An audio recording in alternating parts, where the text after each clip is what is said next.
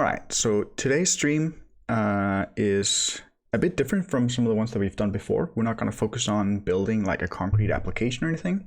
We're going to focus on a library that is called Tower.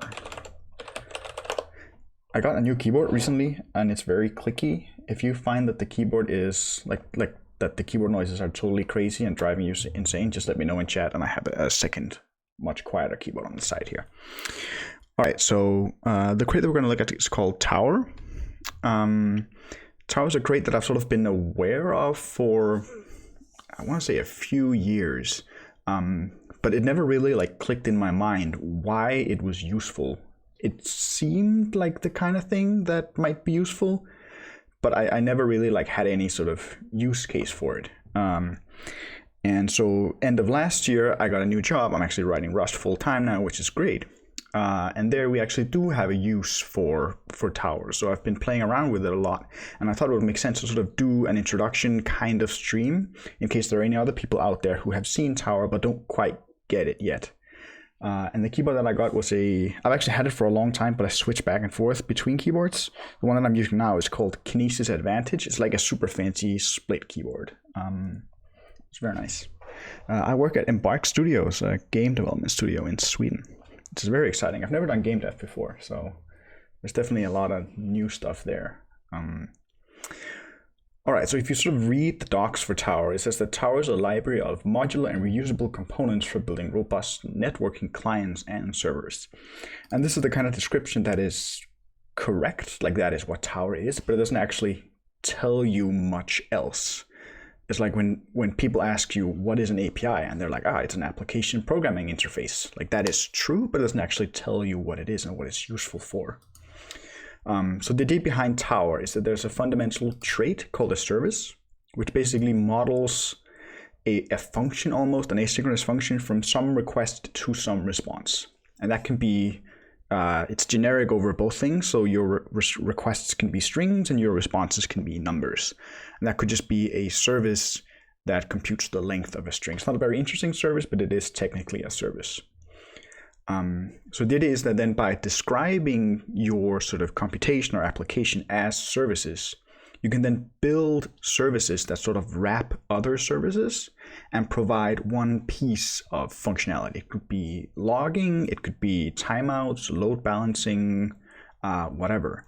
And then by having this sort of reusable trait implementation of like behavior as a service, you're basically able to use it across HTTP frameworks or RPC frameworks or sort of whatever kind of protocol that matches your service implementation. So Tower sort of abstracts over the network layer almost. So in like the fundamental part of Tower is actually very simple, which is why in the beginning I was struggling to understand what Tower was actually for, because it's fundamentally very simple and it's all about how you use it. So if you don't have a concrete use case, it can be hard to sort of wrap your mind around it. But let's take a look at this at the service trait. So the trait is called service. It has a generic type parameter request. So that means that one type can implement, can be a service for multiple types of requests. So the same service could be, could take strings, or it could take numbers or whatever. It then has an associated type of the type of response it returns. It has the kind of error that it returns, and it has this future type. So the idea is that, how should I explain this? Yeah, so fundamentally services are asynchronous functions from a request to a response. However, service is a trait, and we can't use async functions in traits yet. You can use async trait, which lets you basically get around the limitation that you can't have async functions in traits. So you put this annotation on your trait, and then magically you can use async fns in traits. However, this is not free, because it actually, so that's async trait is a procedural macro that basically converts all your functions, all your async functions, into something like this, where the return type is an opaque, like boxed future type. So that has primarily two advantages. It means that you're allocating. So you're actually allocating a boxed heap allocated value. It also means that the compiler can't really optimize a whole lot beyond this point because it doesn't know what type of future it actually is. So at runtime, it has to do like dynamic dispatch to figure out which type your future actually is and then call the appropriate implementation. Whereas that is not the case when you just do normal async events that are not in traits. I believe you can use async trait with Tower services if you want to, but you don't have to. And it is that if Tower sort of imposed this dynamic dispatch and allocation for all services all the time, that might not be the most fit, because you can think of it as you might have a stack of like several dozen services that are sort of wrapping each other, and if each level has one allocation and one dynamic dispatch, and that is done for every request that your API or network service or whatever receives, that's actually a considerable amount of overhead. So from the sort of library developers and from the Tower maintainers' point of view, they want to not impose any unnecessary cost on you. So you can still use box futures, but if you don't want to, you don't have to. So call is sort of basically calling the service, takes a mutable reference to self and takes whatever the request type is, and then it returns whatever the future is. And actually Rustag doesn't show the full bound for the future, which is kind of funny. Well, it got very bright all of a sudden, sorry about that. So if you look at the future type here, it says that the future type that you declare here has to implement the future trait from the standard library, where the output is a result of the response in the error. That's basically just to sort of lock you down so that you don't have one type of response and then return a future that doesn't return that type of response at all. Like that would be sort of weird.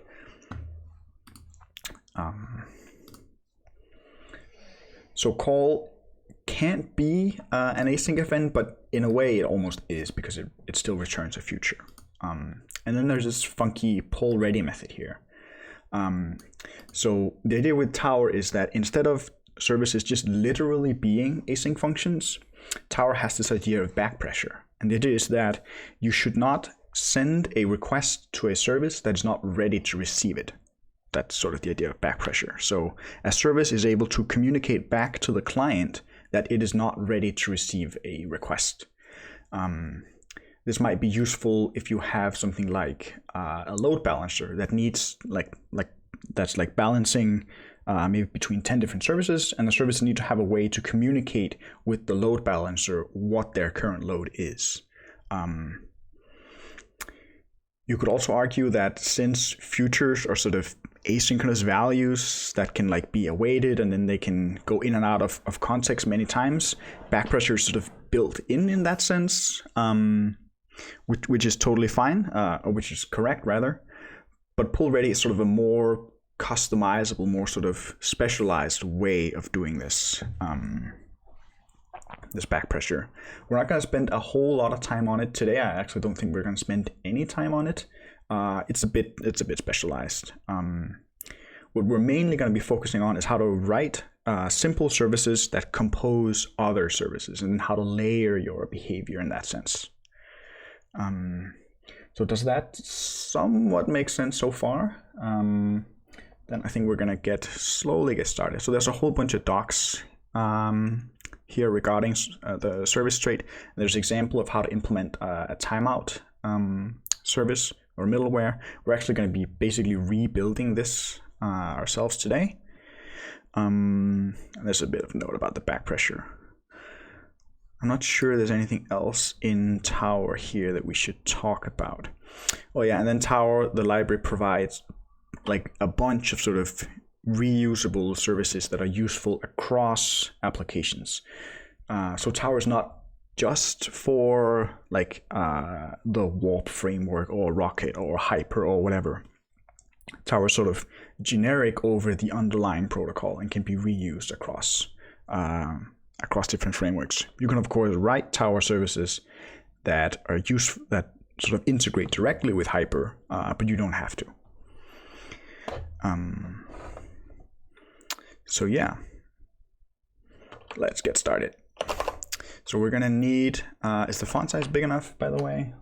Let me know if I should bump it up. So let's say cargo new gonna build a binary. Let's call it what is tower.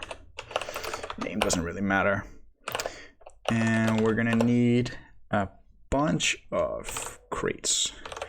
I need tower, which is at 0.4, I believe, 0.4.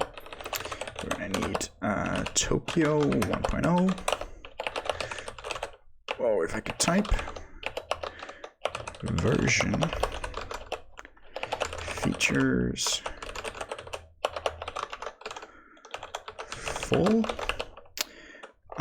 So Tower 4.0 came out recently, as of like a week ago, I think, and added support for Tokyo 1.0. So we might as well use that. And we're going to use hyper. I cannot remember. Crates IO. Hyper 14. We are also going to use log. Log is also 0.4. What else?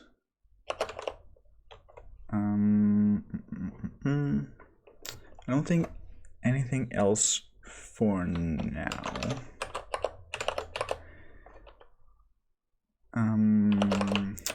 Maybe warp.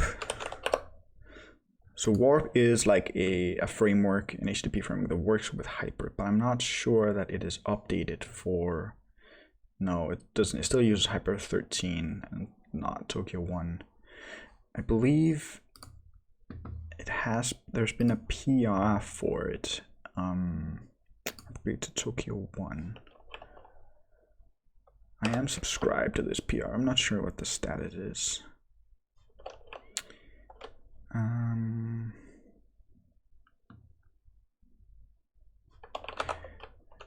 All right, we might have to try to use that. So it is that like you don't really use Tower on its own. You can also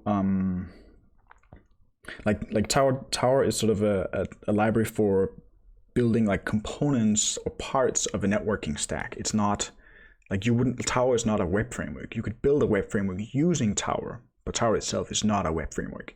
So like Tower is not an HTTP server. You need some HTTP server like Hyper or whatever else is out there. Tower doesn't give you like routing or anything like that. You could build that using Tower, but you might want to build it using Warp instead, or using Actix if that has support for Tower. I'm not sure if it does.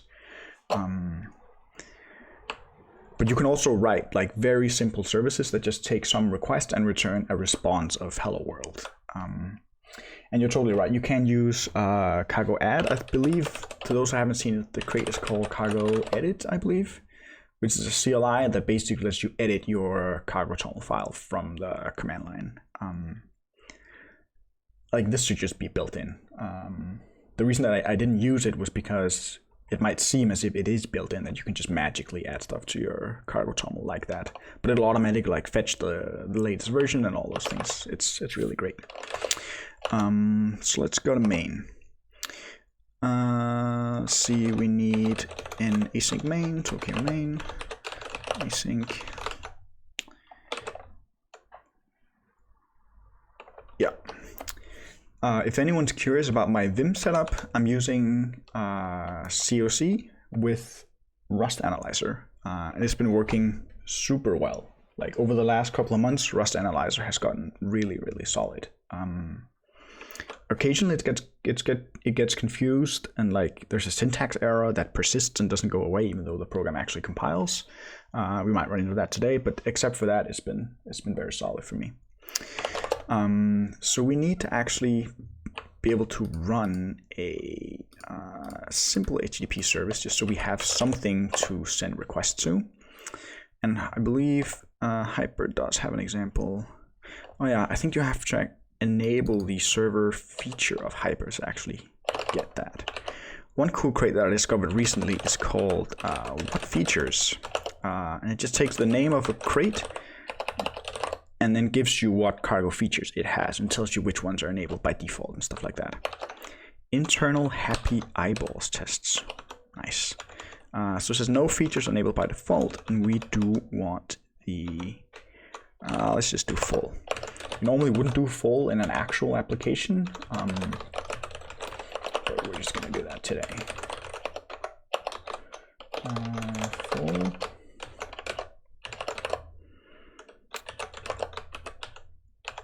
I think that should be fine.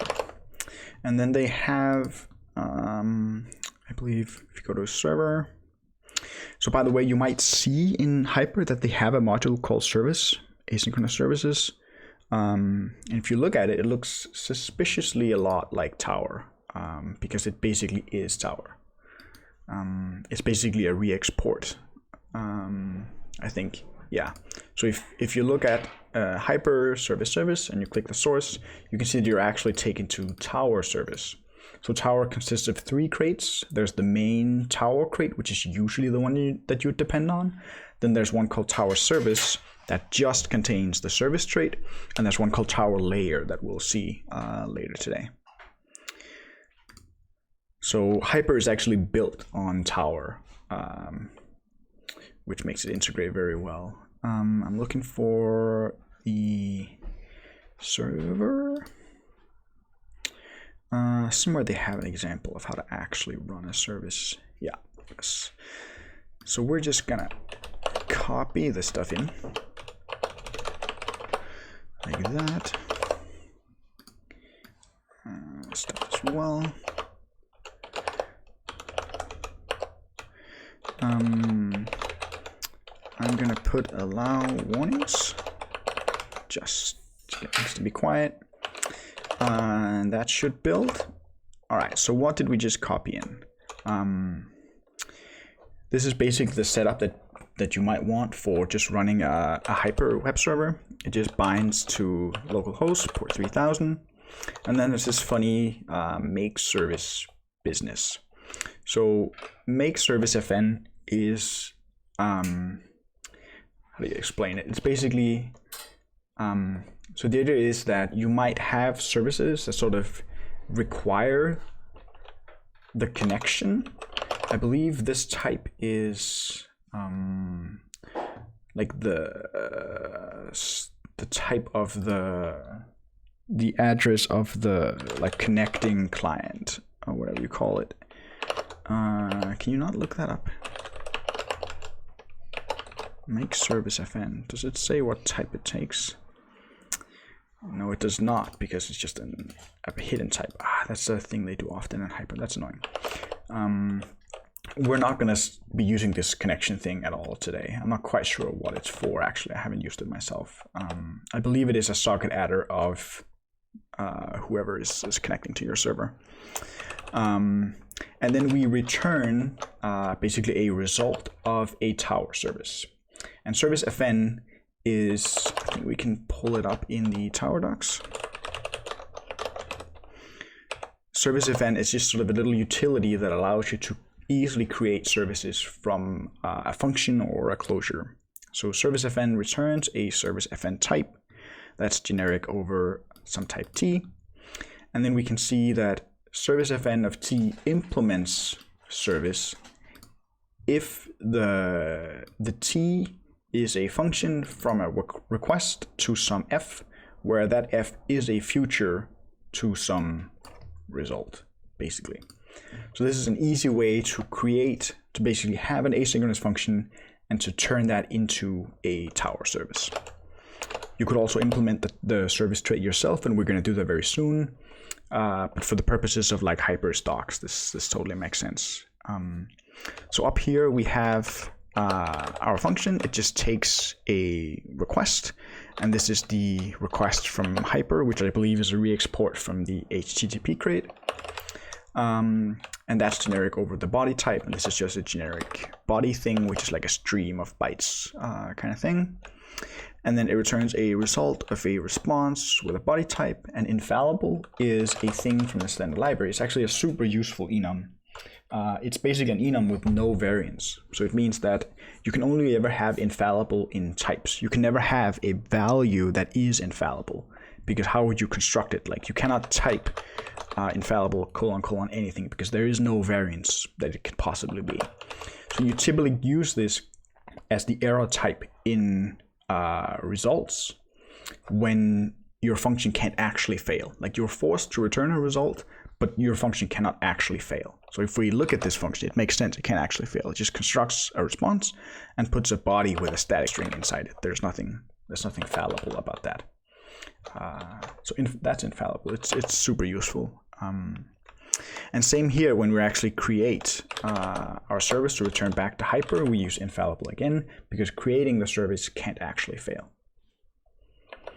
And then we bind to the address and we serve whatever this make service thing is. This is just the API of hyper. We're not going to worry about that much today.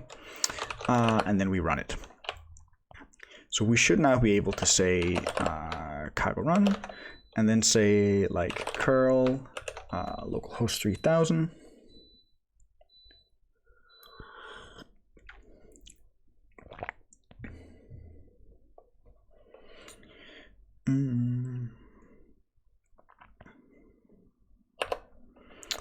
And indeed, we get back 200 OK with hello world. So stuff is working. All right, let's not try to use this guy. Let's instead try to implement our own service. I'm just going to comment this out for now. Let's bring back service. And let's see how we would implement that. So let's try to do basically the same thing that this handler did, but without using a closure and without using service FN. So we're going to do our own implementation of service. Let's say we have a struct hello world,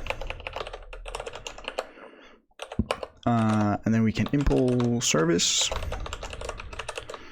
for a request body for hello world,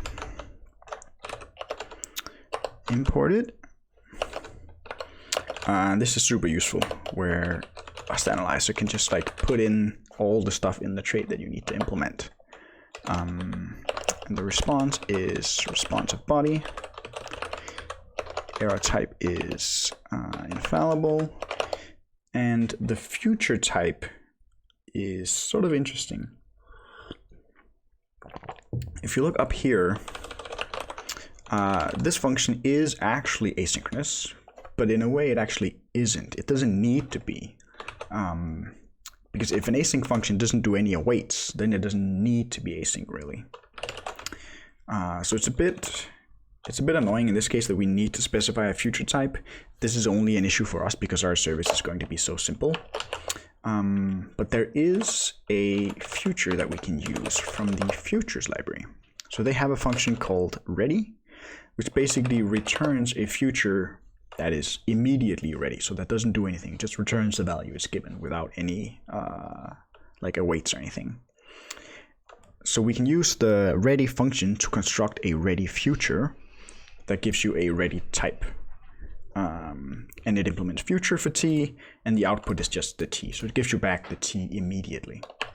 And I don't actually think we added futures to our toml. No, cargo add futures. And then let's say use futures, future, ready. And so the future type is a ready, and then remember, according to the service definition, the type of our future needs to have the output of a result with the response and the error. So this basically needs to be the return type. Like that, so this compiles. I'll just go ahead and so you can replace qualify password use. Yeah, that just gets rid of all the colons.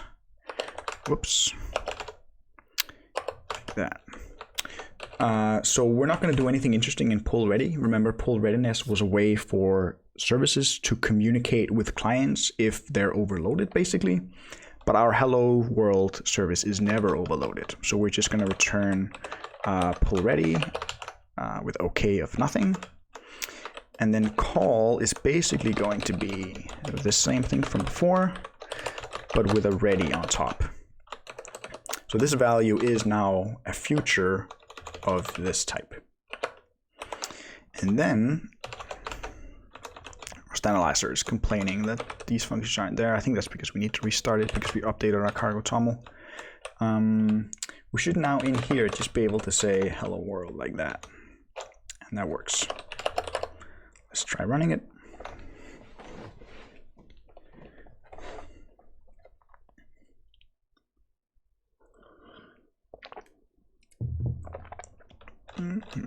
Let's compile futures as well.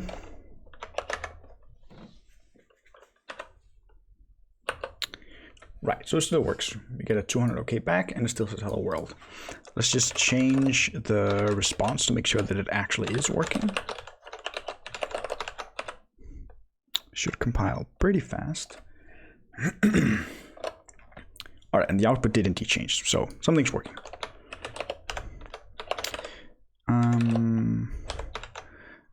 All right, let's just restart this to give Rust Analyzer a chance.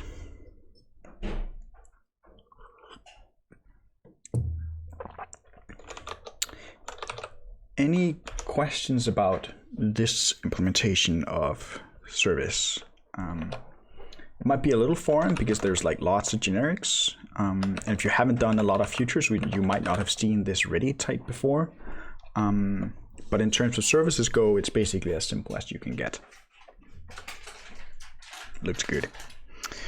All right, let's try to do something a little bit more interesting. Let's add some space here, and then let's say service is hello world. Let's return service here. So imagine that we wanted to, before when we were calling our service, we didn't actually get any log output. It's totally, completely quiet. Imagine that we wanted to actually know that our service was being called. So we wanted to add some sort of logging to it. So we could do that down here. I think we're actually missing one crate. We're missing end logger. Because we depend on the log crate, but not on any actual log subscriber to actually get log output.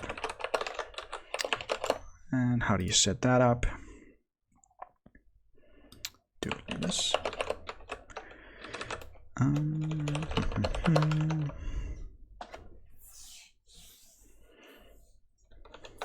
All right, so you could do something like this: log debug, receiving request, and then like the method and the path.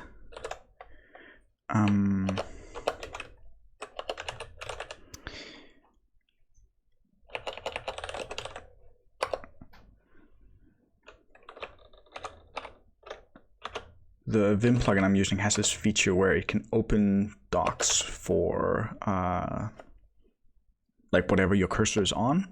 Doesn't seem to be working. I have a thing set up where if I open Safari, which is my default web browser, it goes to Firefox instead. That's just to keep my history separate. I think that's what's fucking it up. Instead of using LSP, so I'm using COC, a Vim plugin that is an LSP implementation basically, and it talks to Rust Analyzer.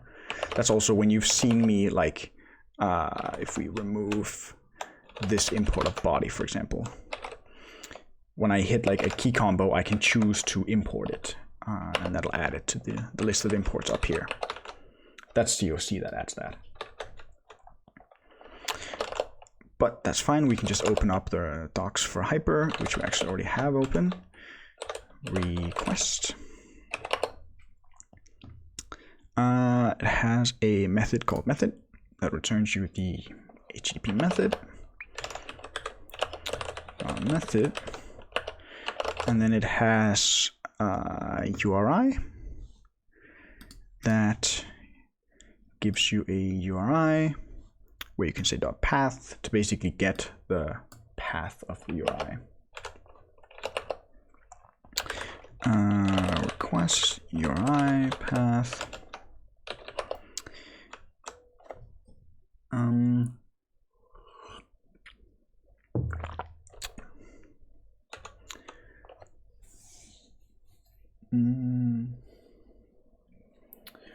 Rust is really nice. Displays the docs in a terminal, in a man-like terminal. You mean in the browser or actually in the editor? But you're right, the Rust is nice. So I have a like Shift K set up to show me the docs for whatever thing that I'm on, which is really useful. And I have like GD to actually go to the actual implementation in the crate, which is also really useful. And this is great because like you can keep drilling down like here, which I use a ton to just like peek at how things are built, which teaches you a lot about how things work and how to write Rust in general.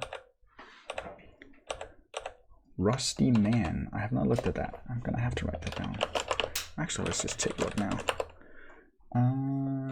Rusty. I wish Crates.io had a dark theme, because everything else is bright, is dark. Rusty man. Ah, right. Okay, I get what you mean. That's pretty cool. Is it still like, can you still click on stuff to like move around between, like can you click on OK and be taken here or something like that? Because that's a super useful feature of docs.rs, that you're able to jump around and everything's hyperlinked and stuff.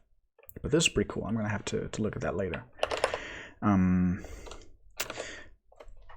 So we have one problem here. I would like to return, basically show another log statement when the request has actually been processed. But this just returns a future. We don't really know like when it's actually done processing. It could be that there's actually way more to computing the response than doing this. Maybe you had to call some other service or whatever. Yeah, I do have a plugin, a browser plugin for dark mode set up on Safari, which is my main browser. But on Safari, I'm logged into a whole bunch of services at work, and I don't want to show all of them on the stream here today. So that's why Firefox is basically my sort of clean slate browser. I even had to set up a GitHub profile just so you can get the dark theme, because somehow you can't get the dark theme without having a user account. At least I couldn't figure out how to. So I have a totally empty GitHub user. But I mean, Crates.io is open source, so we could just add it, right?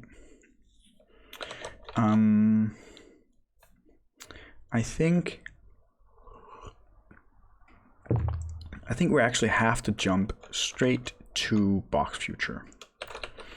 So this is that we could just do this, right? Future.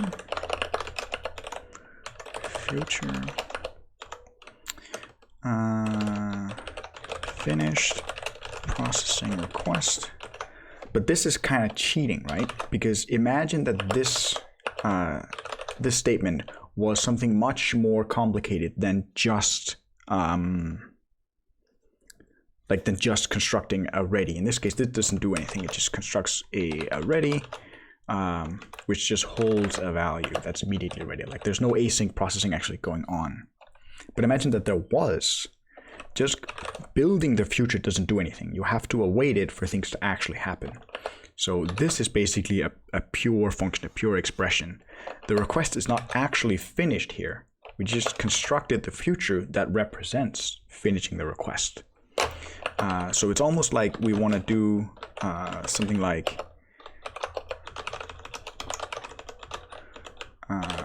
response await, like this, right? Here we're actually awaiting the request being processed, and then we log that things are done. Then we could also include how long time the request took and stuff like that. But we can't really return an async block from a function because you can't name the types of async blocks. It's just an opaque impl future. And unfortunately, we cannot say impl future output like this up here. That would be really nice if we could, but we can't. So for that case, there is box future. So box future from the futures library is a very simple type alias. You can put it in your own code if you want to. And it's just a, like we talked about before in the beginning of the stream, it's just a heap allocated dynamic dispatched future where the type is basically erased. So we can use this. And now we can actually say, I believe you have to put a lifetime here. Yeah, so this just means like, does the future borrow from anything? In our case, our future does not, so it just has a static lifetime. And then we have to say box pin. and move, I think. All right, so this works. However, this has the downside that we talked about before, where now we're imposing an allocation on processing every single request. It's no big deal in this service here, but soon we're going to get to building like middlewares, sort of wrap services and other services, and then you definitely want to avoid this if at all possible. But I think for the purposes of demonstration now, it's fine. So let's run it and see that our log output actually shows up. And it won't, because I have to say rust log debug. Let's just say trace.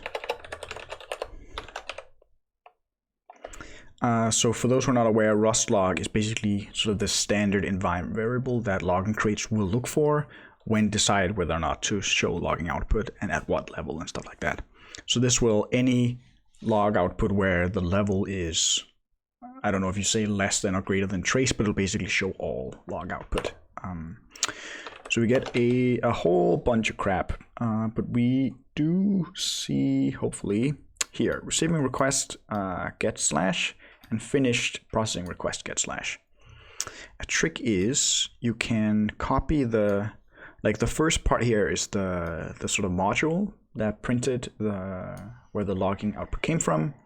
So this is just the name of our crate because it's the root module. So you can say, if you set your environment variable to be like the name of the module equals the log level, then it'll show everything from that module that is greater than trace or less than trace, however that works. So now we should not see any output from Mio or Hyper. We should just see our own output, which is cool. However, like, this is not very composable, right? We sort of put the logging directly into our Hello World service implementation. You might have many services. You might not even be implementing the service trait like directly yourself to process a request. You might be using Warp or Rocket if it supports Tower. I'm actually not sure if it does, but you might be using Warp to actually process a request, but you still want to use Tower to do logging. So the question is, how can we use Tower to basically take a service and add logging to it? So let's nuke this stuff and say that we just focus on processing the request here. Ready, like that. And then let's actually build a middleware. Let's call it logging T. Let's call it S for service. So the idea of middlewares are just services, but they're services that wrap other services. So there's some inner type S. Let's just go ahead and add a constructor to make our lives a little bit easier. And then we're going to implement service for logging of S. And so service needs a generic type parameter here. It needs to know what type of request does this middleware actually respond to. And logging doesn't really care, right? At least it doesn't care about everything in the request. Remember, we needed the method and we needed the path. So it needs to be some kind of HTTP request. But we don't really care about this guy in here because we're not going to use it. So we can be generic over whatever body type you want to use. So we can say logging of S is a request for some type B. But logging of S is only a service if S is also a service of request of B.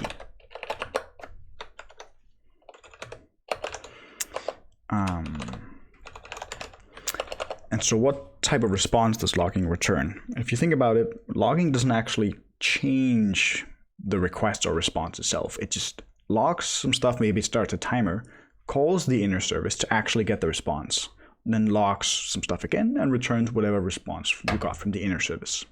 So the response that we're returning here is the response from the inner service. And the error is the same. What about the future though? We could just say it's a future. Let's do that and see what happens. we don't need to do anything in pull ready because logging doesn't need to do any prep work. So we should actually say self inner is ready, pull ready, because the logging itself doesn't require any setup. It is ready to handle requests when the inner service is ready to handle requests. So all that we can really do here, since we said that the future output type is basically the service's future type, all we can really do is say self call self inner call. And this works, but it's not really useful, right? If we wanted to apply it up here, we could say hello world, like that. So our service here is now a logging of the hello world, where logging just calls directly into its inner wrapping service, hello world, and doesn't actually do anything else. We can add the first, whoops, I didn't actually copy it, log, debug,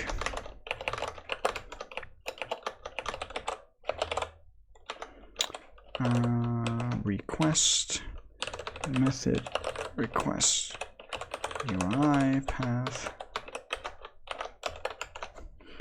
and that's a macro.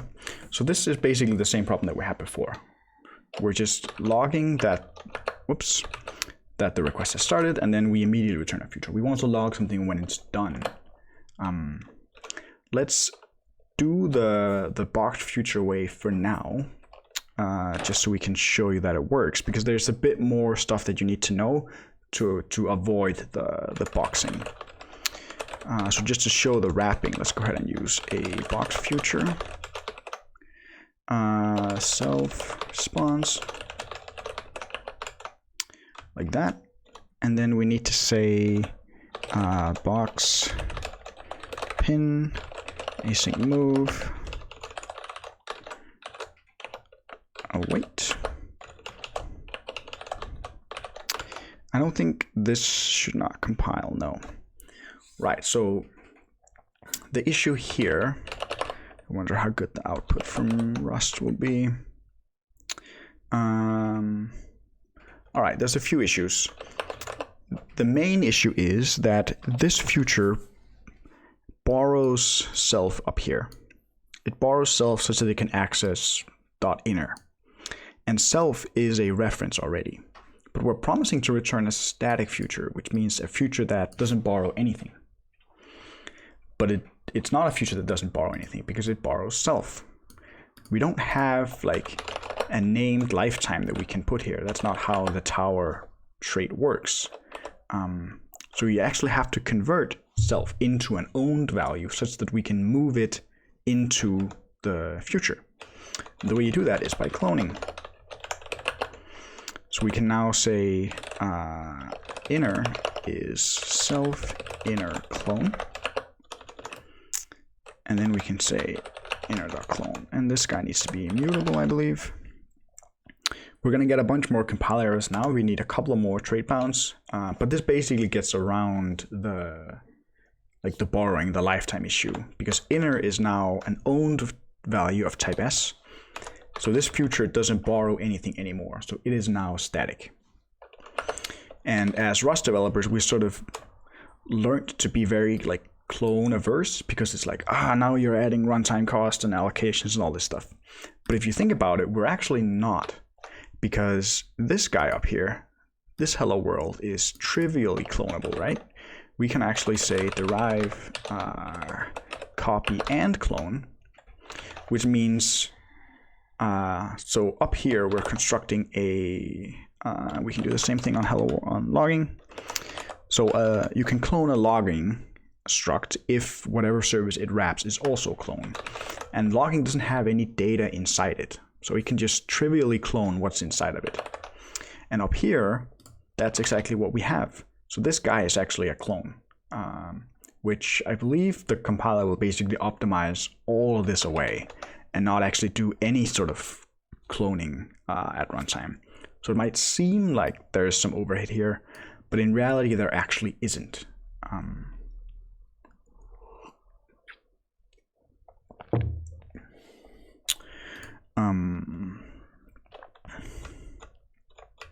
We could technically add a copy bound here as well, which would also allow us to get around these issues. But it's fairly rare that your like inner sort of leaf services in this nested tree of services will be copied, because typically they'll have a database connection pool or a connection to some other service, which is not copy.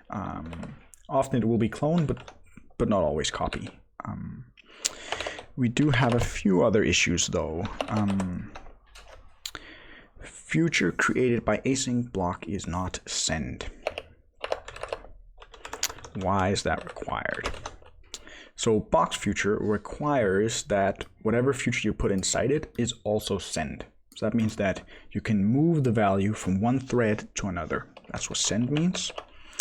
Which, if you think about it, kind of makes sense, because if you construct a future that cannot move from thread to thread, then the future will for like ever and always be running on that thread that constructed it. You can't move it to any other threads, which is a big downside for the executor, because it means it loses out on a lot of optimizations that it could otherwise do, and you're not going to get as much utilization out of your asynchronicity as you otherwise would. So whenever possible, you always want your futures to be sent, at least as far as I'm aware.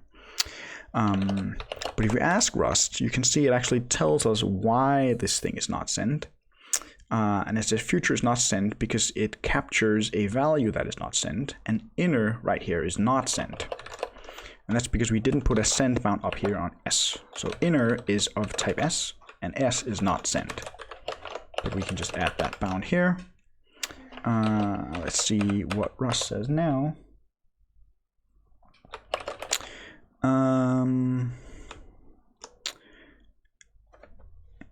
Right, so this time the future contains the request value, and request of B is not send because B is not send.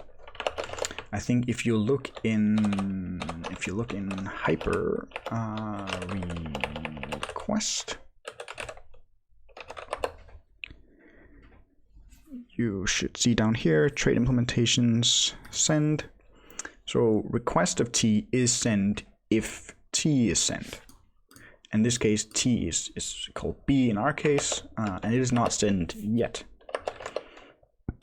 So we can just say B is sent. Up here, this guy is body, and I believe body actually is sent. Well, I'm sure it is. I've actually tested some of this off stream, and body is indeed sent. So this will all work. What now? Future created by async block is not send. Await occurs here on type S future, which is not send. All right. So remember, S is a service, and service has an associated future type, and futures are not necessarily send. And the bound here on the associated future type on the service trait, like it doesn't have any plus send here. It can just be any future, be it send or not. Are you using a Topper keyboard? Am I tripping? It is Cherry MX Brown switches, I believe. Do let me know if the keyboard is like way too loud and too distracting. I have a secondary, much quieter keyboard right here. Where were we? Yeah, so the future is not sent, but we can easily require it to be. You can just say S future has to be sent.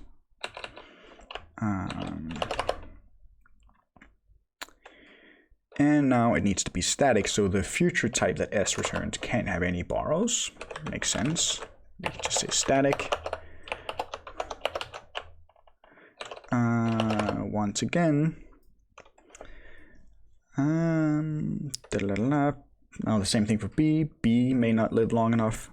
You can basically see all we're doing is doing exactly what the compiler tells us. So it says, help, consider adding an explicit lifetime bound, B : static. Good call, let's do that. So while it seems like there's a lot of bounds going on here, it's not actually that complicated, because if we forget one, it's not going to work, and the compiler is going to tell us pretty much what exactly to do. I hope this is the last one. And this is also one of the things that can be a bit intimidating to Tower in the beginning, because you look at like the bounds on some of their service implementations that just has like 6 lines of generics, and you're just like, what even is this? But once you sort of get used to it and get it sort of into your fingers and work with it, it's not actually that bad. So this actually works, which is very nice. So this is now a response. It's not actually a response, because remember, it's a result. So it's basically whatever like is in here from the inner service. So we can say just return it right there, and then we can say, whoops, processing request, finish processing request.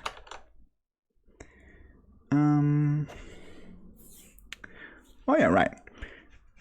I would like to also log the method and the path after the request. Otherwise, it's kind of hard to correlate the log statements. But when we call the call method, it takes ownership of the request. So you can see call takes an owned request here. It does not take a borrowed request like this. So we actually have to say method. We just have to take the values out and clone them that we want up front, and then we can move the request. Method clone. And the reason we need clone here is because M returns a borrowed method. What the hell happened now?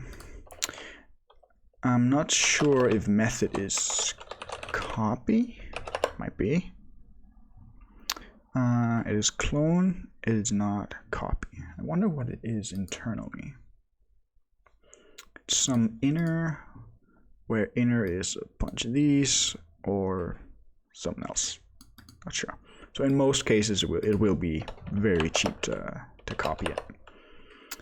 And we need to do the same thing for the URI, and the path also returns a borrowed string, so we need to turn that into an actual string.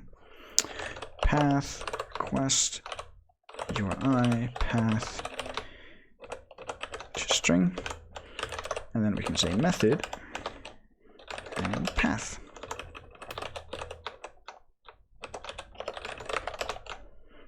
And that should work.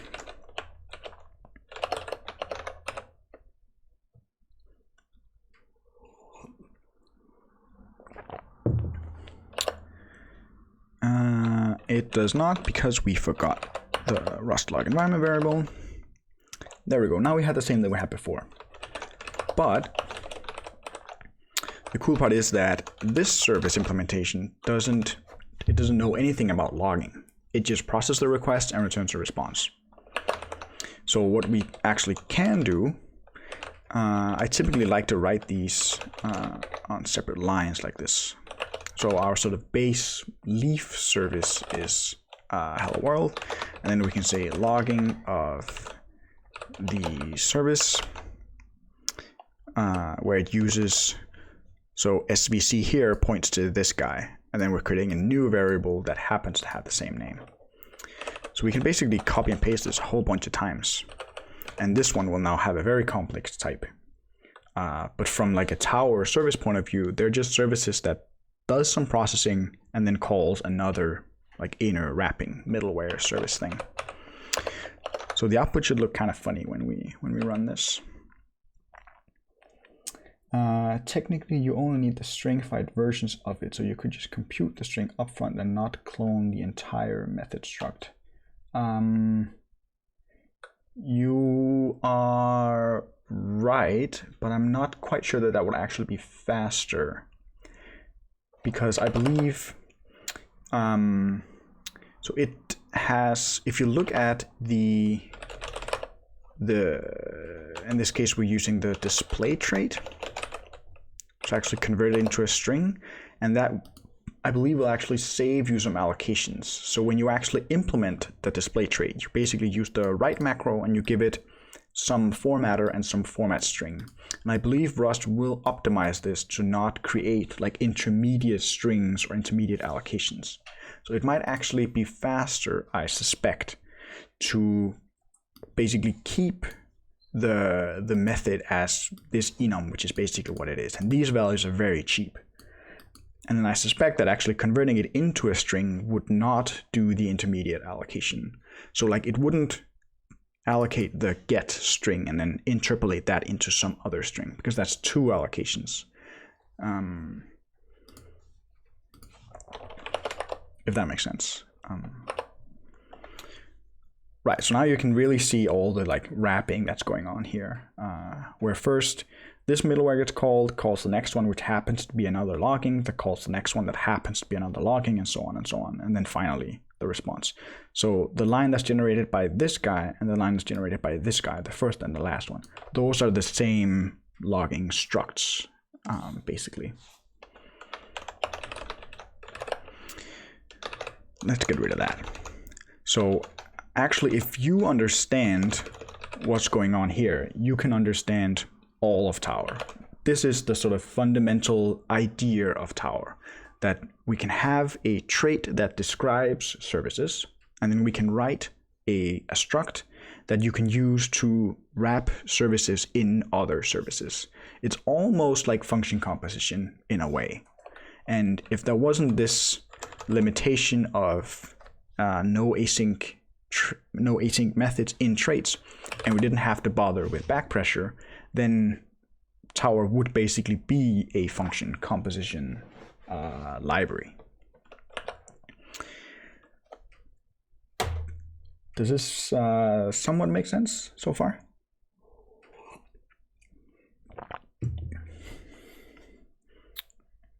Cool. The next thing we're going to move on is getting rid of this annoying box future thing. Because if you think about it, there's no reason to actually make an opaque allocated future here. If you've looked at the future library, you might think that, well, we could just do something like self, let's do this. Self inner call with the requests, and then we can use, so in the futures library, they have a whole bunch of combinators that you can call on futures. So they have this trait called future ext, which is, so usually traits that end in ext are called extension traits, and usually they have a blanket implementation. So future ext is implemented for any t where t is a future. So it's basically a way to add additional behavior to any future type. And they have a map method that's very similar to like an iterator map, for example. So map will receive the value that the future produces, and then you can modify that in some way. So you could actually do that and say map of response, and then do your like final logging in here, and then just return the response.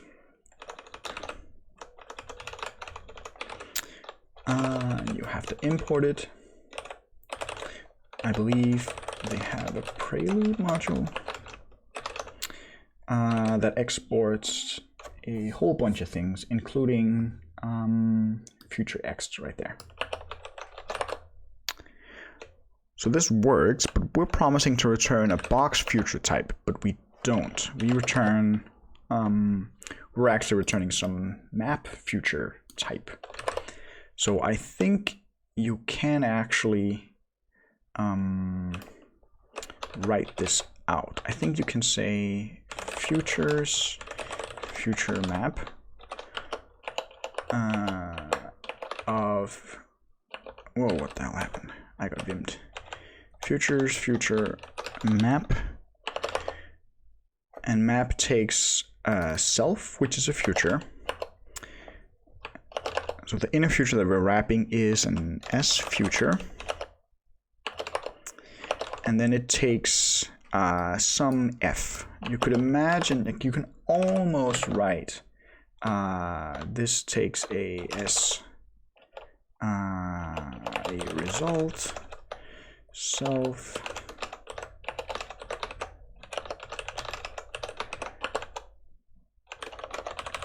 and returns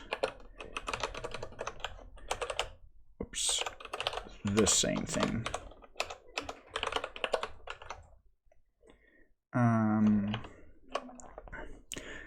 So the idea here is that we're writing out the full type for what this map actually is. So it's a map struct because map returns a map struct, where that sort of wraps a whatever future s returns. So that's the future from here. And then this is the type of our function that actually sort of post-processes the request, if you will. So that's the type of this guy. However, it doesn't actually work because this guy, the fn lowercase syntax, is a function pointer. And a function pointer is basically when you have a free-flowing function like this, a freestanding function, I think it's called. Then you can use this type. Otherwise, you almost never can't. And the reason that we cannot use it today, or in this case, is because we're actually borrowing data. So we'd have to use something like an actual impl fn kind of thing. But we cannot use impl trait here, which is super annoying. So this actually doesn't work at all. Sometimes you can use this. I just wanted to show you this syntax because I think it's kind of cool. And sometimes you are able to use it, and that's nice, but it actually doesn't fit our use case today. So we're kind of stuck. We can't write, we cannot use a box future, and we cannot use a box future because of the overhead, and we can't write out the full type of the future. So we almost have to write our own future. So let's do that. Let's just call it logging future.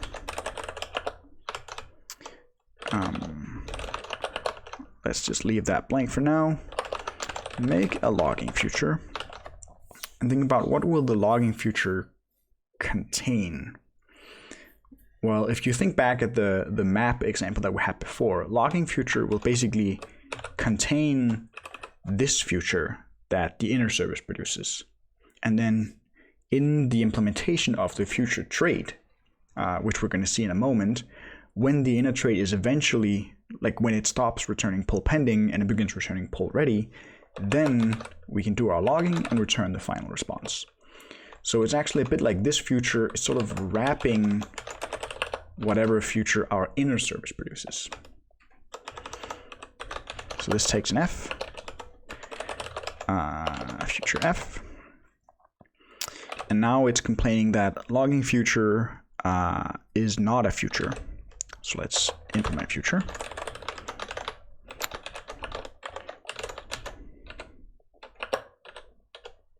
Oops, damn it. And we have already imported it. Is that because it comes from here? Future. Yes, that is because future's prelude re-export future. Normally we'd have to do use std future. Let's just add that for good measure. Implement missing members. So what is the output of our logging future?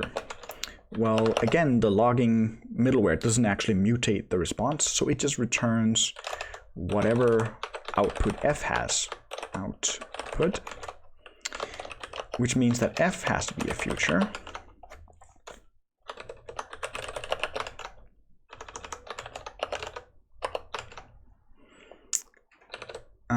So now things are compiling. That means that we might be able to use it. Let's say logging future of future is self inner call with the request.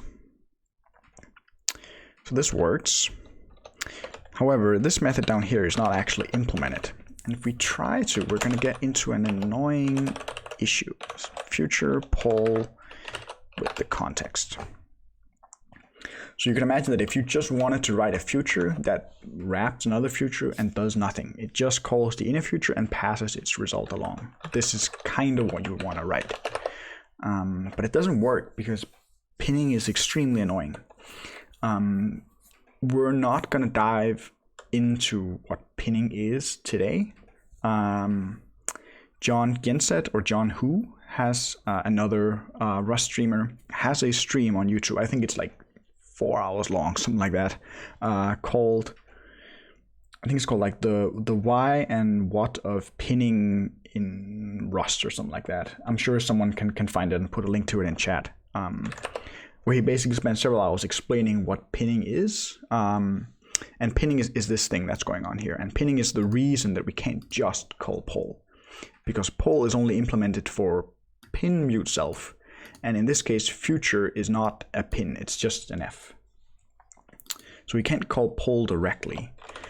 It does work, like if you look at the pin documentation, you can make a pin by calling pin new if whatever thing pin is wrapping implements deref.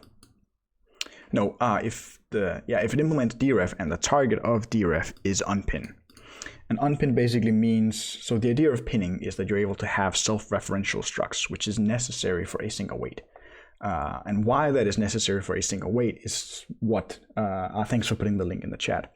That is what John takes like 3 hours to explain, and he does a great job of doing that. So you should watch that video if you're not familiar with pinning. The thing that usually comes up in terms of pinning and unpin and futures is like most futures are unpin, except if they contain async blocks, which some futures do, some futures don't.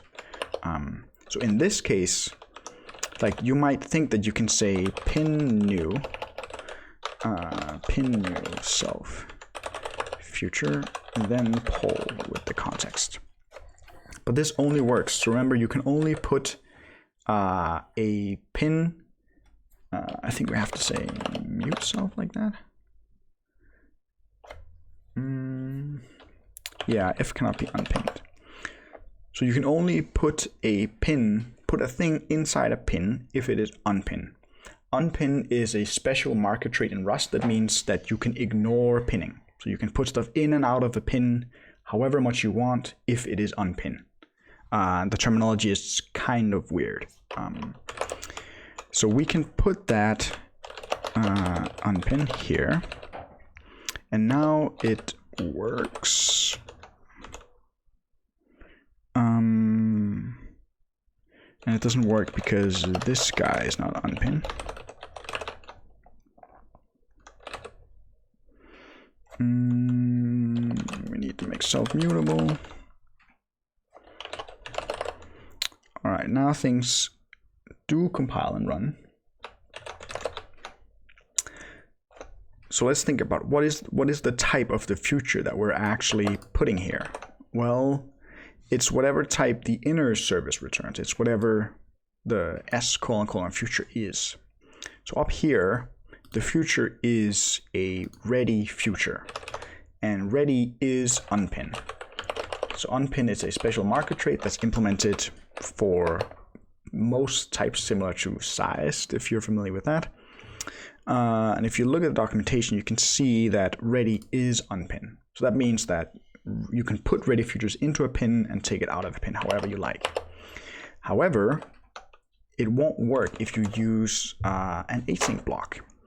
So let's try to demonstrate that. Let's say, what was that example from the HyperDocs server? Where they construct a service like this and use service fn.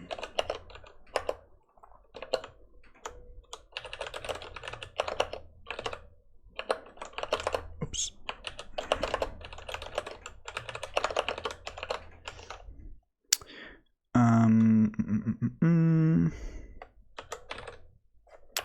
Yeah, so here you're going to get a crazy type error.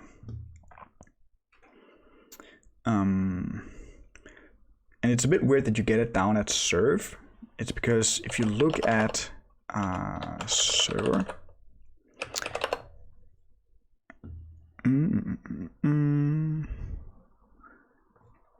bind returns a builder. which has the serve method. You can see the trade bounds it has here are sort of next level. They're kind of crazy. Like there's no way that no mortal could understand this. I don't. Especially it doesn't help because most of the types are like hidden. You cannot see what they are.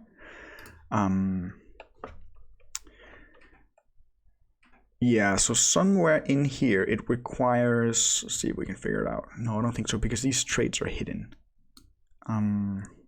Like I'm sure that if you actually look at Hyper and you look up this new SVC exec, somewhere in there there'll be a bound saying that whatever type your, like whatever future type your service returns must actually be a future. And remember, so the future type that we return up here is a service FN type that wraps this handle, which is made with basically an async block or an async function, which has an opaque like future type inside it that we can't really name. And it turns out that it is not unpin, because async blocks allow self-referential types and all these kinds of things that we're not going to talk about today. And so logging returns a logging future, and we say that a logging future is only a future if the thing inside of it is unpin. And the futures that this service produces are not unpin because they're created with an async block. So that's a long-winded way of saying unpin is what the compiler is going to tell you to add, but it's not what you want, because then you lose the ability to use your service with async blocks, which is a nice capability that you want. All right, so what do we do instead? Why does it work now? Yeah, it works because now we're not using async blocks anymore. We're just returning a ready future. Sorry, I lost track of my thought there. So this unpin bound is not what we want, and we cannot do this pin business. It's sort of annoying. So if you watch that stream from John that was linked some time ago, he will eventually, a few hours in, get to a crate called pin project, which is extremely useful for writing futures, basically. Writing any future that wraps another future or stream or anything like that. I'm not going to talk a whole lot about what pin project does, because to be honest, I'm not quite sure. I sort of know how to use it and when to apply it, but exactly what the pin project macro expands into, I'm not quite sure. It's pretty complicated. You can look at the generated output of it, but there's a bunch of unsafe and there's a bunch of complicated like trait bounds and sort of checks that it adds that make sure that the unsafe code that it does inside of it, because you do need unsafe code, is actually safe. So you don't have to worry a whole lot if you don't understand what pin project exactly does, as long as you know when to apply it. And the times you need to apply it is when you want to implement a future for a struct that wraps another future, which is exactly what we want. So let's cargo add pin project, and let's say use pin project, pin project.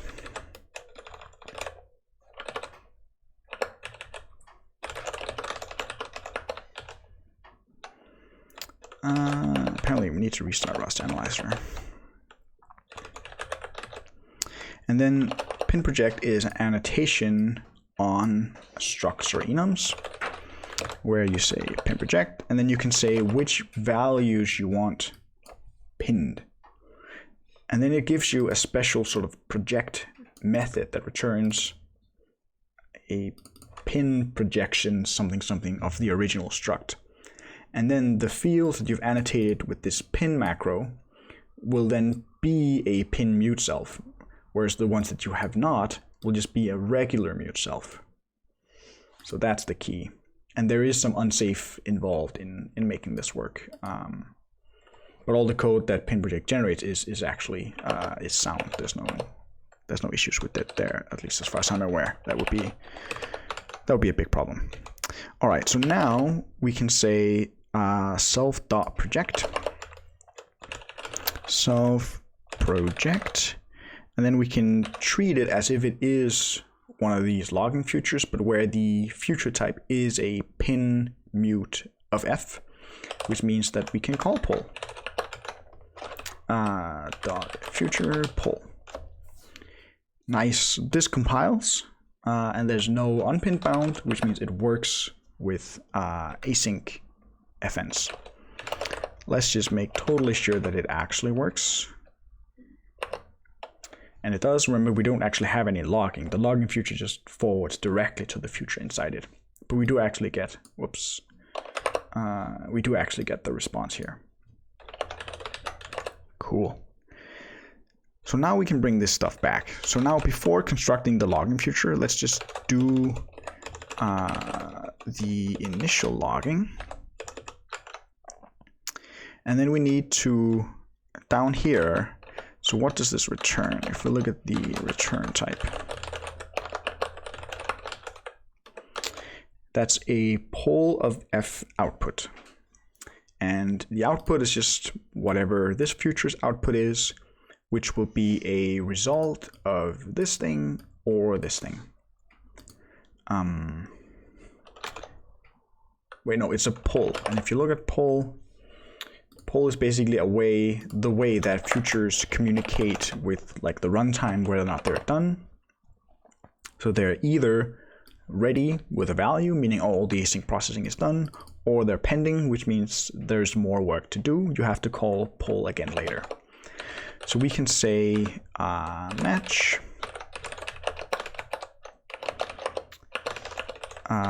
poll ready with a response. Let's just call it res. Or it is pending. And if the inner future is not done yet, then there's no more logging for us to do. So we can just return poll pending. But we still need to return a poll out here at the end. So we can say poll ready. Poll ready result. Like that. So now this is not a poll anymore, or says it's a nothing. That's because I think it infers the type based on the last thing, I guess. But this is now an f output. Like that. Which means that we can do the logging here, like the second half, saying that we're actually done processing the request. But we need the method and the path. So we actually need to put that into our future here. We can say method path. This is super handy that Rust Analyzer is able to just automatically add the fields for you on structs. Super cool. So this is now, I don't think that we can say self here, I'm not entirely sure. Yeah, we can't do that because when we call .project, that moves self into the projection or whatever you want to call it. So typically what you'll see is people make a new variable called this, that is self.project. And then you say this. And now down here we say this, like that. So this works. Now we're basically back to the setup that we had before. Let's just verify that it actually works with logging.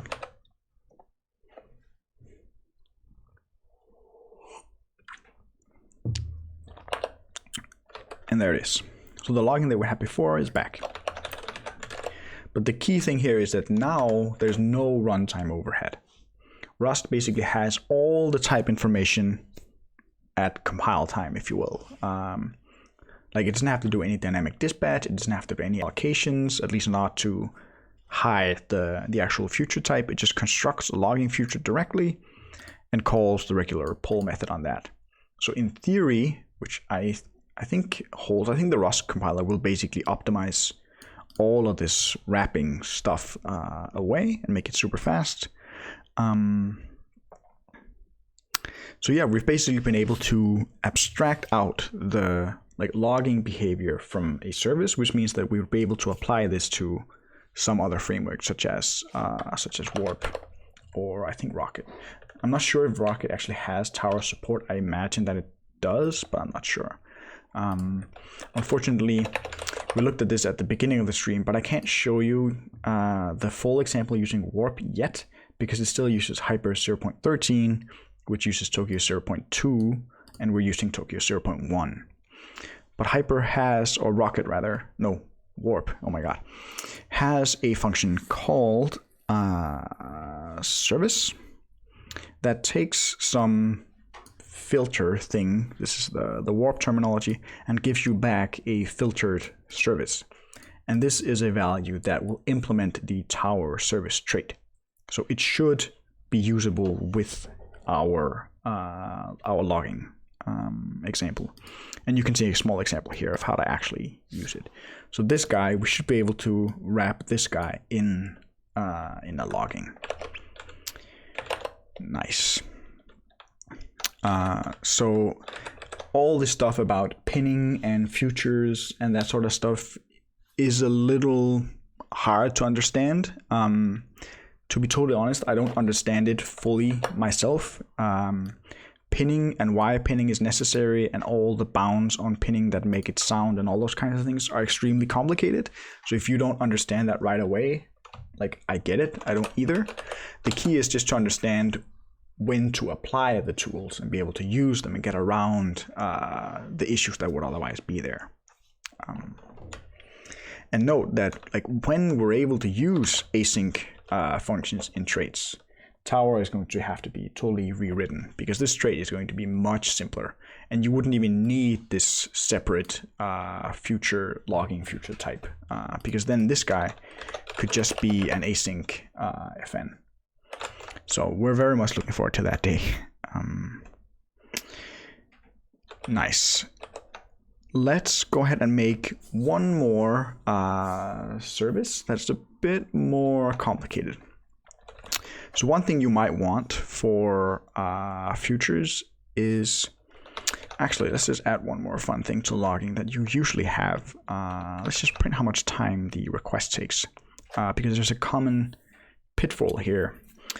So if you were to add timing to the request, you might be tempted to add it down here. So let's say, so here we start right here. We pull the inner future and we actually begin processing the request for real. So let's say this is start. It's an instant now.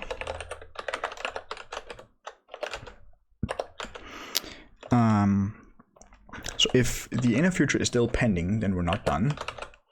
But if it's ready, then we are done. So then we can say let duration is start elapsed. And then we can print down here and say time is the duration.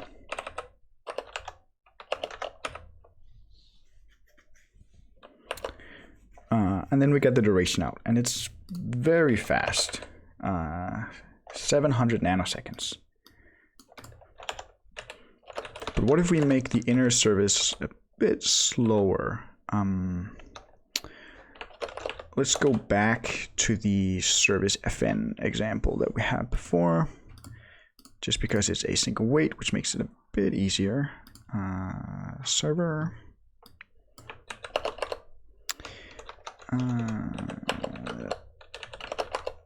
I can't copy and paste for some reason.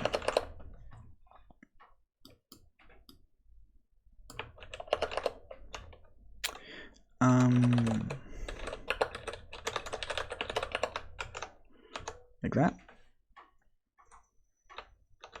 Why does it not work?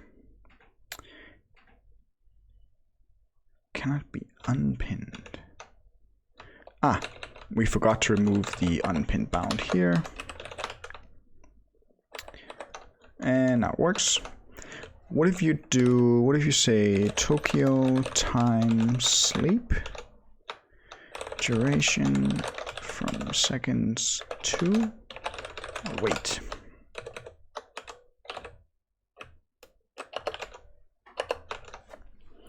So now we're just sort of simulating a slow service. And let's see how long time our logging says that it takes. That's weird. We saw just from looking at the output that it took about 2 seconds, but the time it prints is 30 microseconds or nanoseconds or whatever this is, microseconds. So something's wrong here. And this is actually a thing that has tripped me up more than once. So here we start a timer basically. And then if the future is still pending, then we return out and we basically drop this, this timer. Then the next time we come back to pull the future again, we create a new timer. And then eventually we'll get it ready. And then we get how long time has actually elapsed. So this means that what we're timing here is actually how long time the future takes, how long time the request takes to process, like the final time that we call poll. All the other times before that where we call poll, we don't include that time. So we actually need to start timing before we call poll. So we actually need a the instant up here on the logging future, and the timer needs to start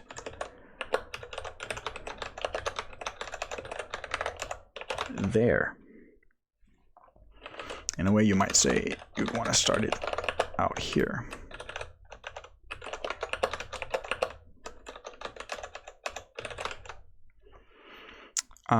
Because you see up here, we're technically doing like synchronous stuff before returning a future. So that means that calling the inner service might do the same thing. Like it might do a little bit of stuff and then return a future. So if we had the start field in here, it would basically not include whatever time it takes to construct the future. But by having the time out here, it does include the time to construct the future.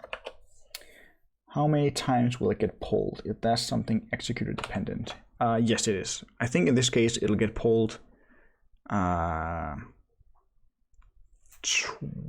twice, I think. Because it gets pulled once immediately when the future is created and like given to the executor. And then it will reach, it'll hit this await. And the await, like you don't see that here, but internally in the implementation of the future, you get a context, which you're able to get a waker from, which you can call .wake on. And that is how you sort of, how futures communicate back to the executor that they are ready to be pulled again, like they can make progress. And a sleep future, it would only make sense if it calls the waker when time has actually passed and it's ready to be pulled again. In which case the sleep future will be will return pulled ready, and then we can return the response. So I think it'll be pulled twice, but we can add some logging output to verify that. So this now needs to be this.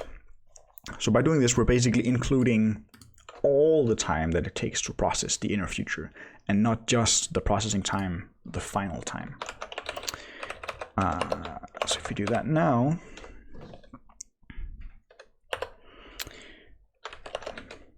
now you see, now the time is slightly over 2 seconds, which makes much more sense than what we saw before.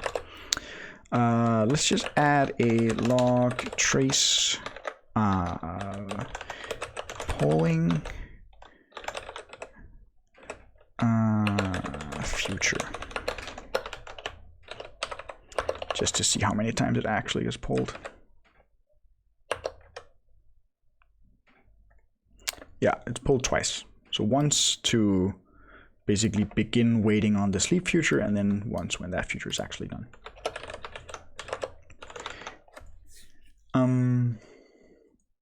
Cool. I think that is all that I will say about logging.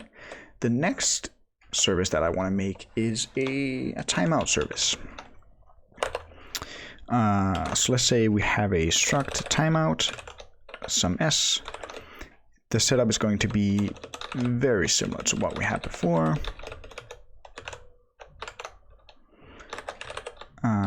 timeout. So the idea is that we want to be able to say that some inner service, like timeout, will wrap a service similar to how logging did, and it will basically time the inner future, and if it takes more than some amount of time to process, then we'll return an error saying request took too long or whatever. So that's the idea of a timeout. So we need some amount of time that we're actually supposed to wait. So let's add a timeout field here with some duration. Timeout. And then we implement service for some type and timeout s. The question is, what type of requests do we take here? Previously, for the logging example, we had to take a hyper request of some body type because we needed the method and the URI. So we needed some sort of HTTP-ness in the protocol. But timeouts don't really care about the protocol at all. They're more about features than about the protocol. So it can actually be generic over any request type R. And then a timeout, again, requires wrapping an inner service. So as long as S is a service of some type R, like that. What's the response type? Well, if the timeout, if we don't hit the timeout, then we return the inner response from the service. So the response is still the same. But what about the error? If we don't hit the timeout, then we might return an error from the inner service. Or we might return a timeout error. So we kind of need a way to have both errors sort of represented in the same type. And the way that you usually do that, or the way that you usually see that done within Tower, is actually to use a box type. I believe there is a box error, which is just a simple type definition similar to box future that we saw before, that just wraps dynamic dispatch to something that implements the error trait. And this is kind of annoying because we just spent like an hour talking about why boxing is bad and how to get around it. And now we're basically going to add it back for errors.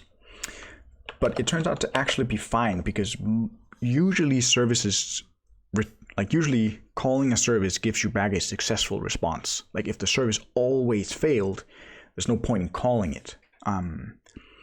Whereas the example that we were looking at before was basically every time you called the service, you would create a boxed future. Whereas in this case, we're only constructing, we're basically only allocating if the inner service fails, which is hopefully fairly rare. So in that case, boxing is actually fine. There are ways that you can get around it. There is a crate called either. This is also super easy to write yourself. Either just has an enum that contains one thing or something else. It's just a way to take two values of different types and put them together. And then you can see, I believe they have an error implementation. So either implements error if both things inside of it implement error. So you can imagine we could make the error type of our service be either the error type from the inner service or some timeout error. And the implementation of this guy is super simple. It's basically, unfortunately it's not super simple, but this basically boils down to a pattern match. So we could choose to do that, but boxing is also totally fine. Basically a result, but I guess it's too weird to use it for non-error cases in Rust. Yeah, it is basically a result, but with the type and the variance renamed. But you definitely don't want to use result because that sort of signals success or failure. this is sort of generic over, it's just one of two things, but there's no actual meaning to what they usually are. But you're right. So let's say that our error is a box error. We have to import it. Use tower box error. Box error. I don't think it takes any arguments. No. Box error. The future is a timeout future of S future.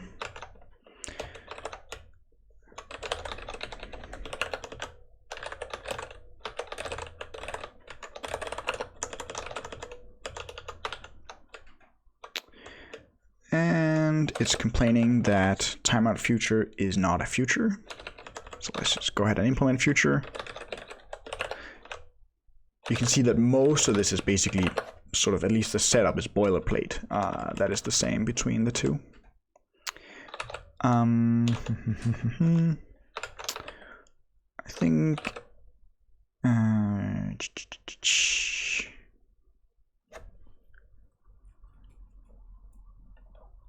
oh yeah, so now we're saying that the timeout future returns whatever the inner future returns, which is a result of S response and not a box error.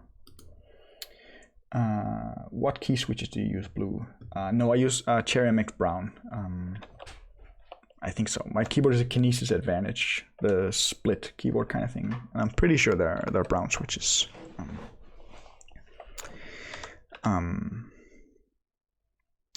So timeout future, basically, this one down here needs to be some sort of result thing, and then we need to pattern match on it. And if it is a success, we don't do anything. If it is not a success, if it's an error, then we box the error type.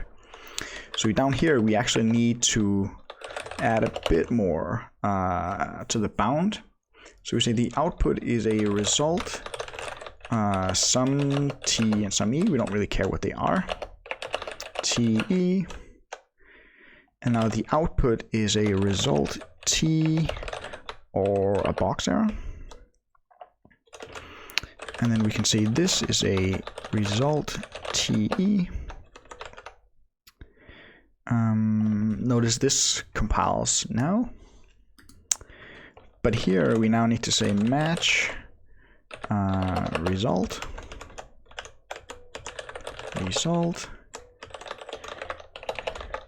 If we get an OK of the response, then we return pull ready OK. Then we don't need to do anything. Whoops. If we get an error, then we're still ready, but we return an error, and we need to do box new with the error, I think. E cannot be sent between threads safely. Makes sense, because if you actually look at box error, it wraps something that implements the standard error trait and send and sync. So send we saw earlier. Send is a bound that says that this type can be sent from one thread to another. And sync is a bit more complicated, but it basically means that the type provides synchronization. You can think of it usually as you can mutate the thing from multiple threads at the same time safely, in a way. It's a bit more complicated than that, but usually that's how you can think about it. So we need to say E must be send, and it's going to tell us that it needs to be sync as well.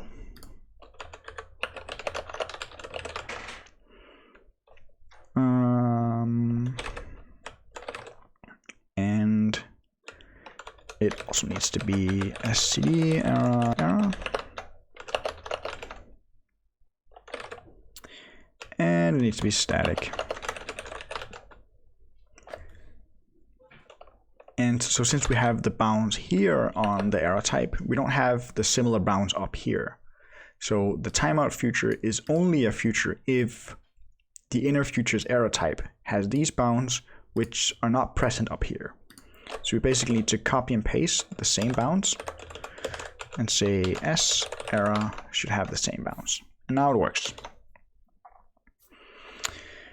So our timeout doesn't need to do any back pressure preparation kind of stuff. So it's just ready when the inner service is ready. Well, almost.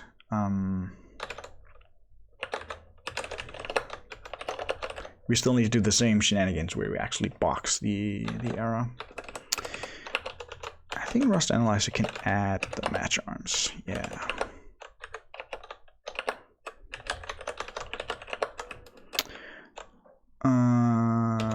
Wait, this is okay. If nothing.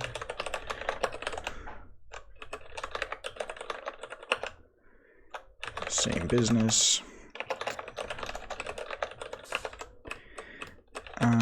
Pending.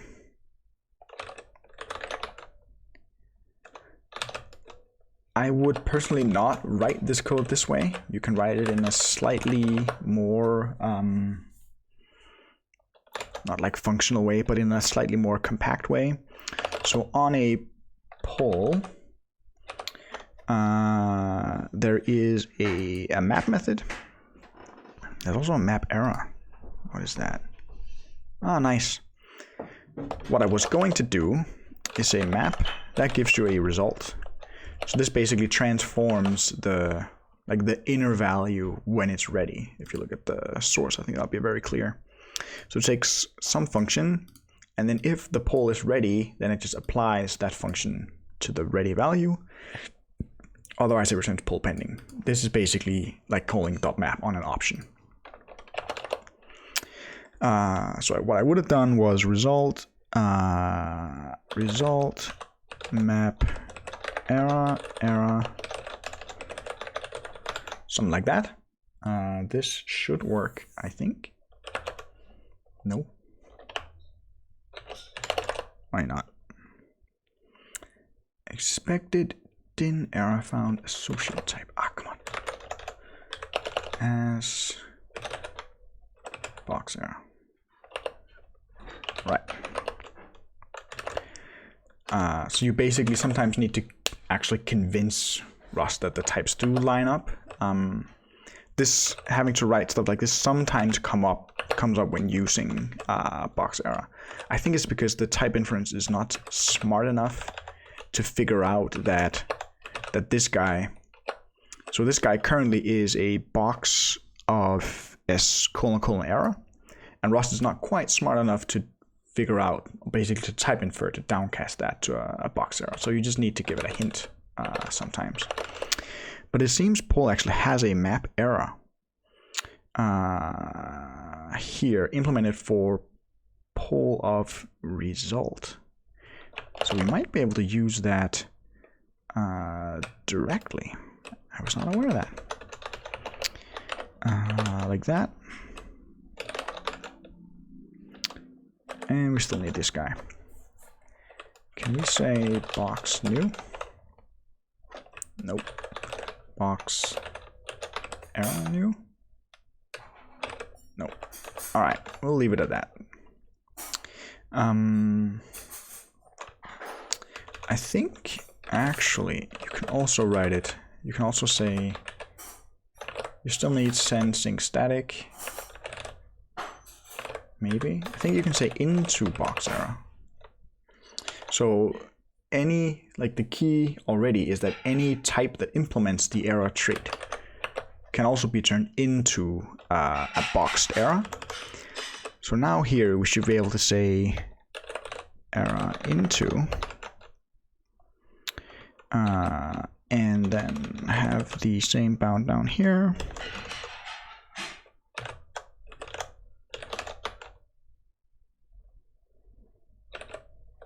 And same thing down here.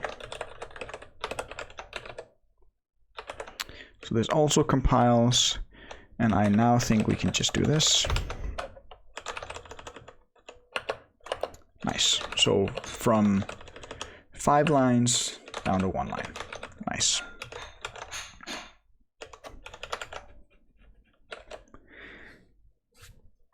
Cool. Okay, so let's do call. Call basically creates a timeout future where the inner future is just the same way that we created it before by just calling the inner service like this. Self inner call. Right. But we're not actually doing any timeout stuff, right? We're just directly calling the inner future and then mapping the errors as appropriate. So what is a timeout really? Well, you could model it as we saw the sleep before, I think. We could make a sleep future, and then in our implementation of poll for timeout, we just check which future completes first. So we first poll the service future. If that's done, well, then we're done. We have a response. But if it's not done, we check if the timeout future is done or the sleep future is done, because that'll be done in 2 seconds or 10 seconds or whatever we want our timeout to be. So if that is done before the other future is done, then we've basically hit the timeout, if that makes sense. If you look at the docs for Tokyo, they do have, if you look at the sleep function, so it just returns, sleep returns a sleep type. So again, calling sleep doesn't actually do anything. You have to call .await on it, and it obviously implements future. They also have a function, I believe, called timeout that takes a duration for how long the timeout should last, and then some other future. And then timeout returns, in this future implementation, it returns a result of an okay if the future returned before the timeout, or otherwise returns elapsed, which means you took too long. So you could use this as well. I think we're just going to go ahead and use sleep just because it's a bit more low level. And you can probably imagine how you could implement the timeout on top of sleep. That's actually interesting. Let's see what timeout contains. It probably contains a sleep. Yeah, exactly. That's fun. You can actually see that they're using pin project right here inside Tower. Nice. I highly recommend that you click on this source button all the time to see what's actually inside of stuff. It just helps to sort of read other people's Rust code and get a feel for how things work. It also helps to demystify other libraries. If you just look at Tokyo, it can seem like it's this magic thing that is unknowable basically, but it's just Rust code inside it. You can just open it and read it and try to figure out what it does. It's probably going to be complicated in some areas, but some other areas like a timeout is basically just building on simple primitive tools. So that is definitely recommended. I do that a lot, and I find that it helps me a lot. Yeah. So our timeout future has to contain a sleep, which we then need to import. Sleep is Tokyo time sleep. And for how long do we want to sleep? Well, we want to sleep with however long the timeout is configured with. Self timeout.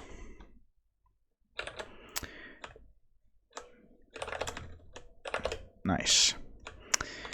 So then down here in the future implementation, we want to first pull the future for computing a response. If that returns pull pending, we don't actually want to return yet. We want to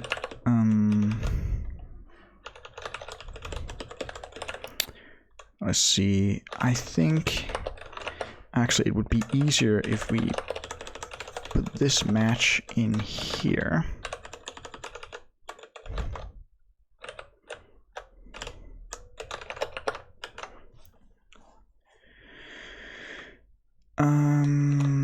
Return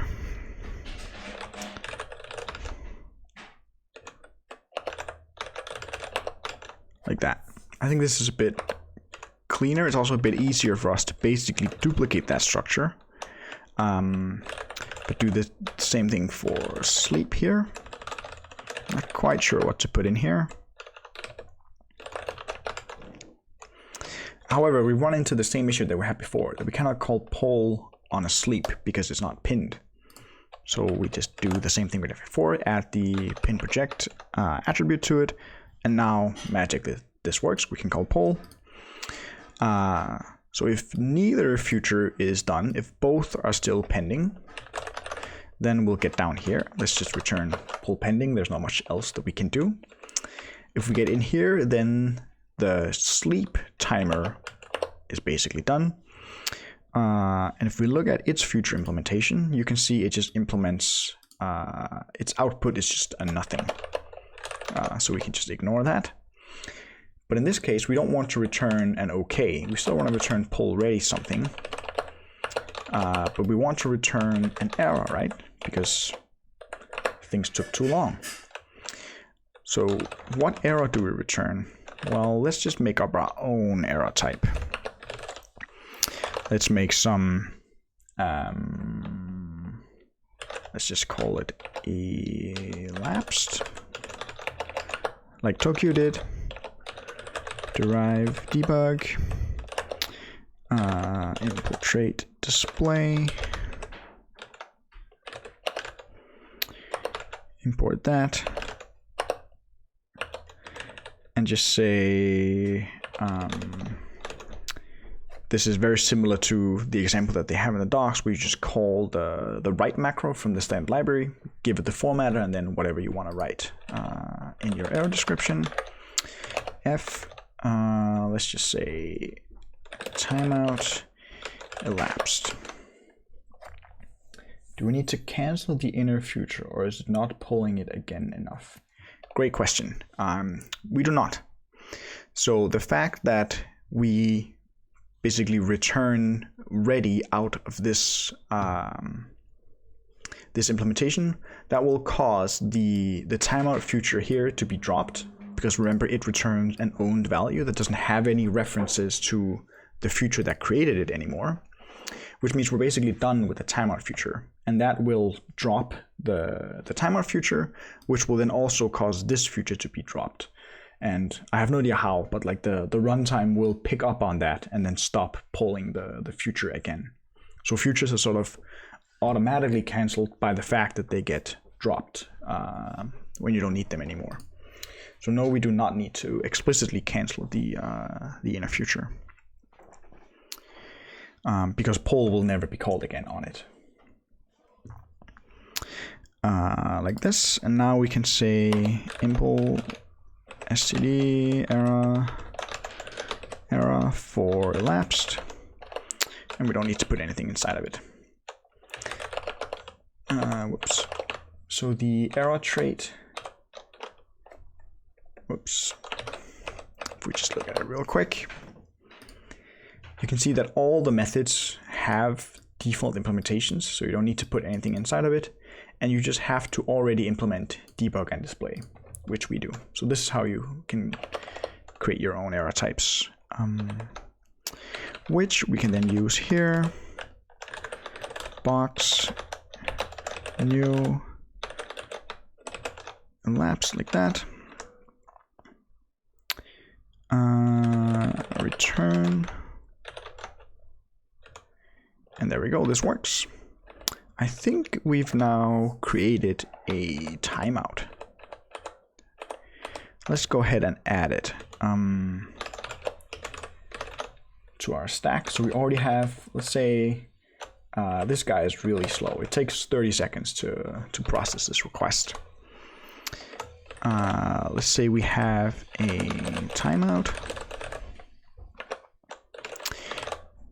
where the timeout is 1 second. So now think about it. When you're wrapping like services and creating like stacks and layers of all these, you sometimes need to take care that they're called in the right order.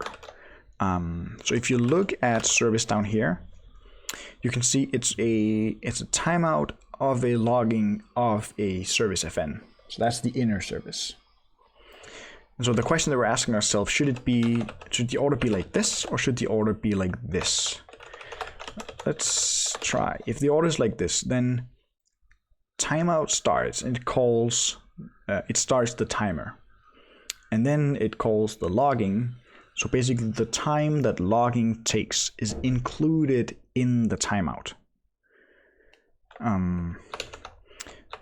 This theoretically also means, I guess, that if like the setup to compute, no, that wouldn't work. I was wondering if like the setup to actually build the future that we return here took too long,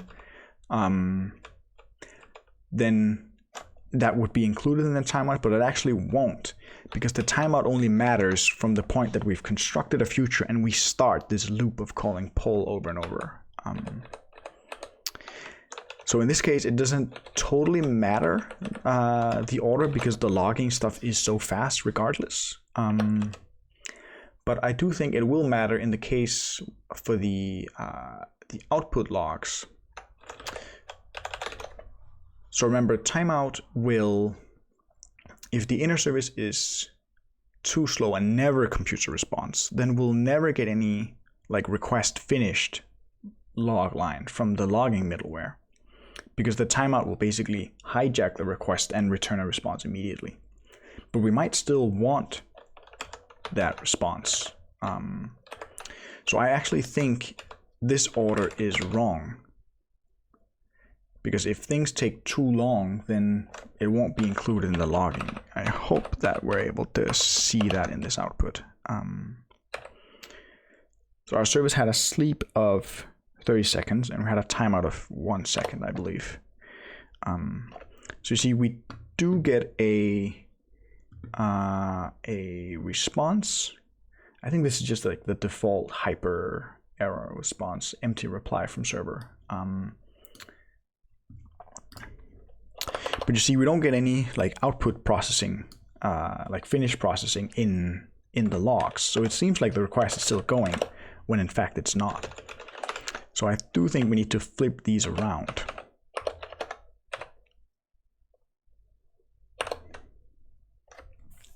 Right. So now you can see it took 1 second to process the request, but it actually failed. So we should probably include the status code for the response in our logs. Let's just quickly do that. That means we need to change the logging feature a little bit though, because this just returns like an opaque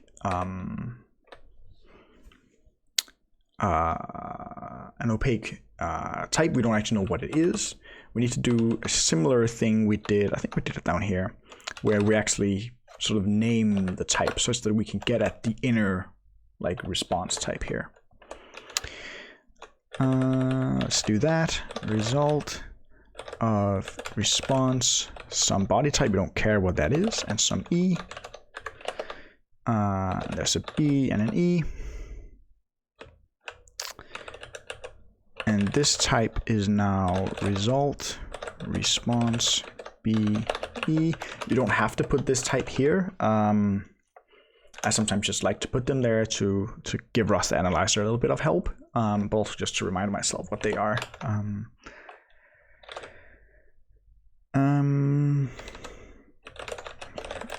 Where output result response BE,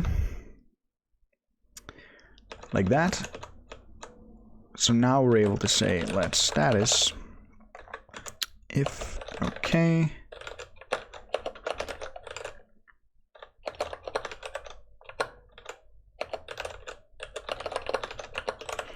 So if the response was a failure, let's just say the status is 500, internal server error. Otherwise, I believe you can say status dot I do not remember. Rust Analyzer is not helping me out here.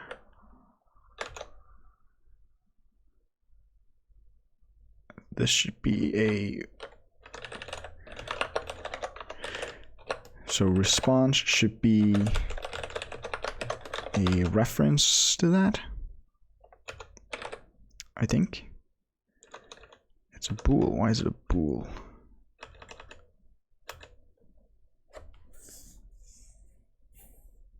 Expected type bool found nothing.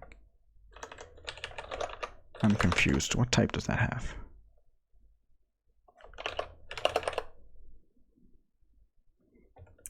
Hey, Apollo GraphQL. Thanks for the raid. 9 people. Welcome to the stream.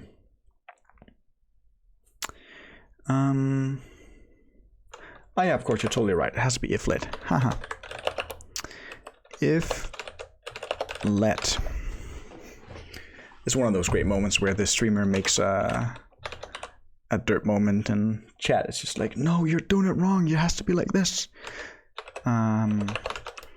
So status returns a status code that has a into or as U16 that basically gives you like the number of that status code.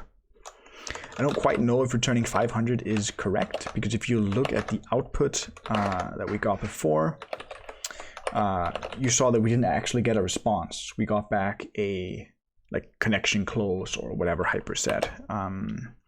But we're not gonna dwell too much on that. That's mainly like a Hyper implementation detail that you would have to look into if you were to actually build this middleware for real. Now we just need to put the status here. Status.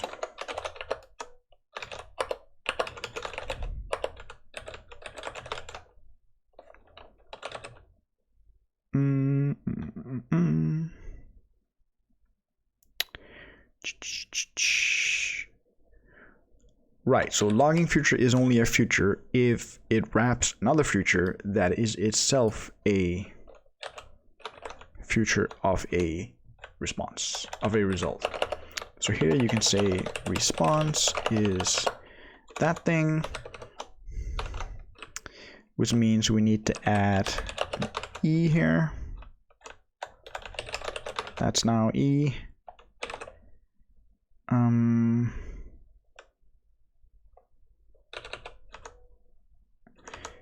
And we need to do the mapping business there.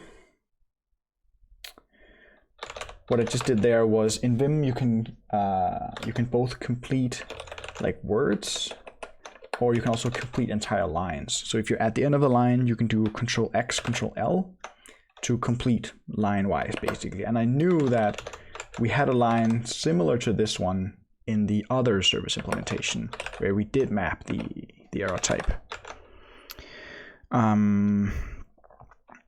This is getting extremely annoying. We have to add a whole bunch more type bounds now. Wait, no. That doesn't make sense to turn the error into a box.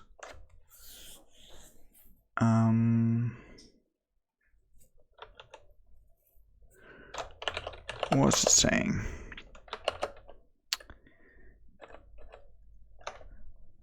Expected enum result found response.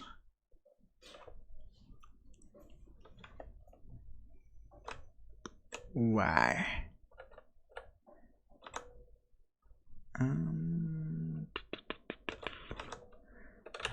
Is there 2 things wrong or is there 1 thing wrong? There's 2 things.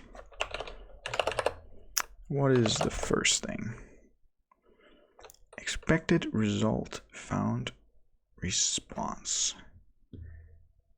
Required. Yeah, we have some double. I see why. The response is not a result like this. The response is just a response, because remember there's another associated type for the error here. But we don't actually care about that. I think we can leave that guy off.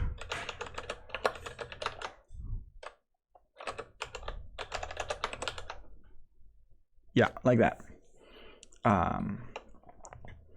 So basically the logging future just cares about the OK type being a response such that we can get the status code.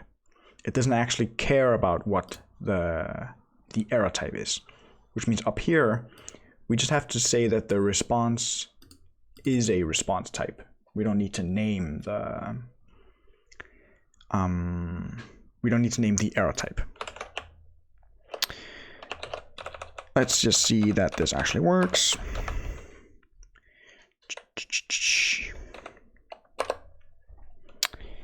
And we get a status of 500. Let's remove the sleep.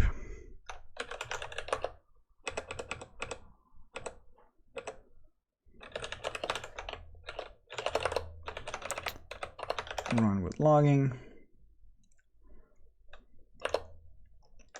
And now it returns immediately, and the status is 200. Nice. Where were we? Oh yeah, so our timeout is basically done. It works. And actually, I want to show you, if you look at Tower, so Tower has a timeout built in already. You wouldn't have to implement it yourself. It's down here, timeout. Timeout. If you look at the implementation, you'll see it looks suspiciously like what we have right now. If you look at its future, response future, timeout future, response future, you can see it's basically exactly what we have. So we basically re-implemented the timeout that's present in Tokyo or in Tower already. Their version of poll is a little bit shorter, but it's basically identical.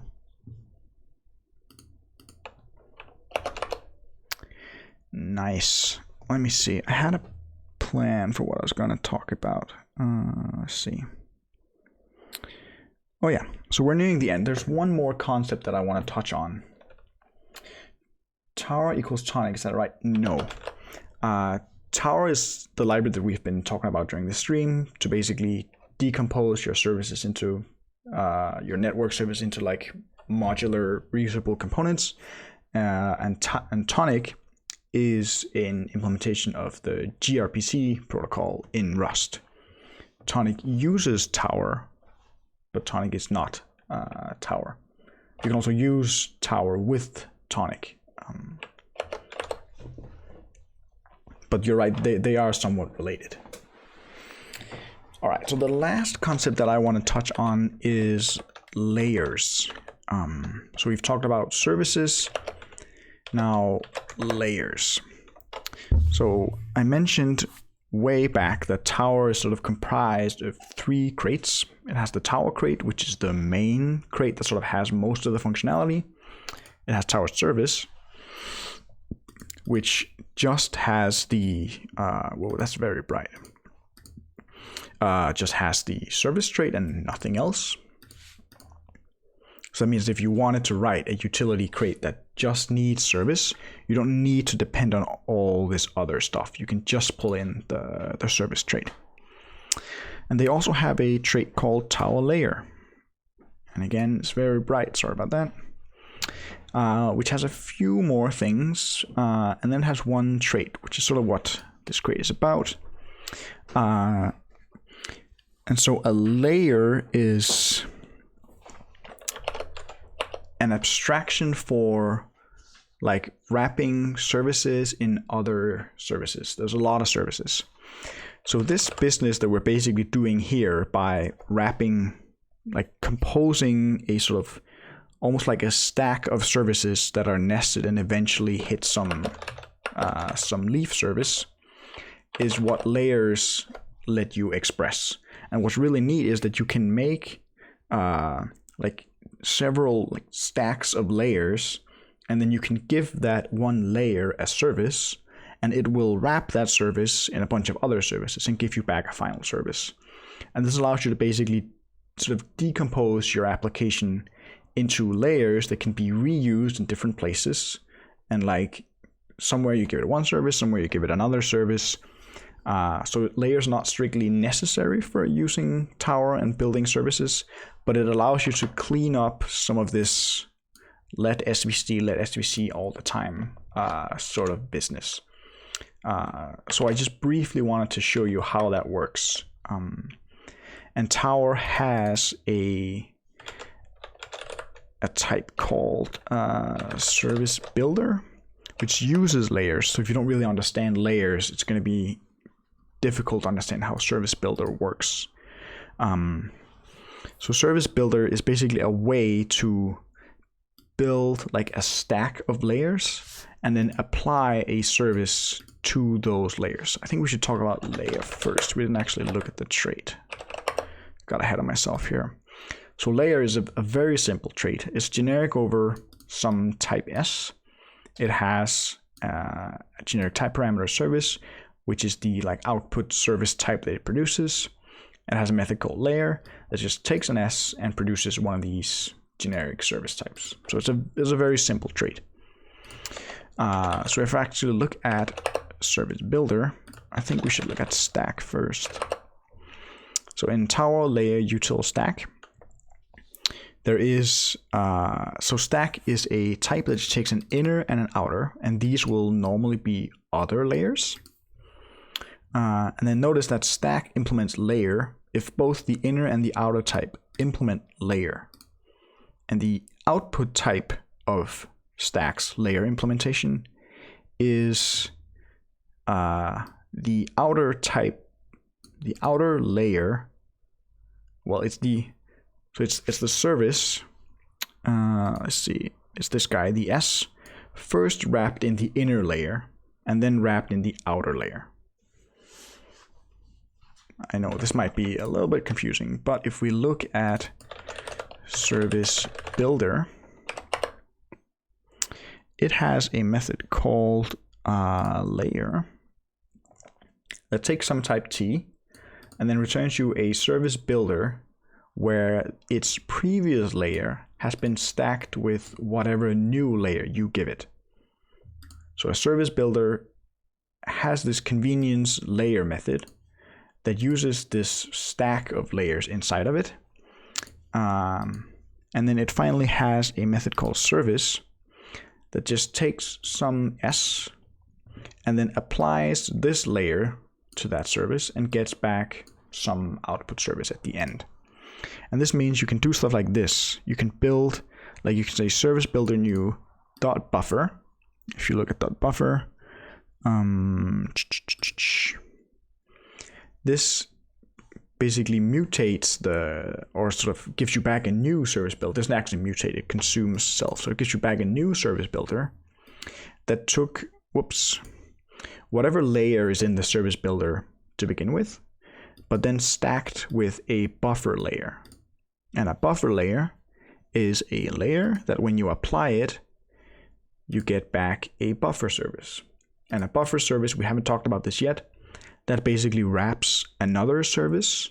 And then if that service is not ready to receive requests yet, it'll basically buffer those requests. And then when the service becomes ready, it'll feed the requests to the service.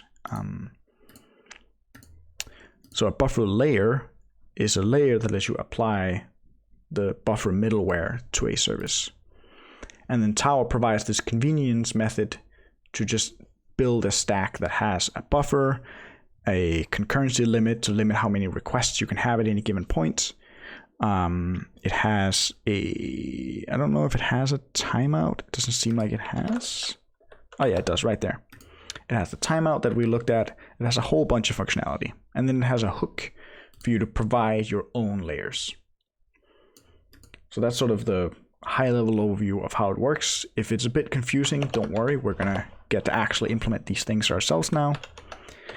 So let's build a layer that will apply this logging middleware to some service. So we need a new struct. Let's call it struct logging layer. It's not going to have any data inside of it, because remember, a layer just wraps one service in another service. It doesn't actually have anything inside it to do that.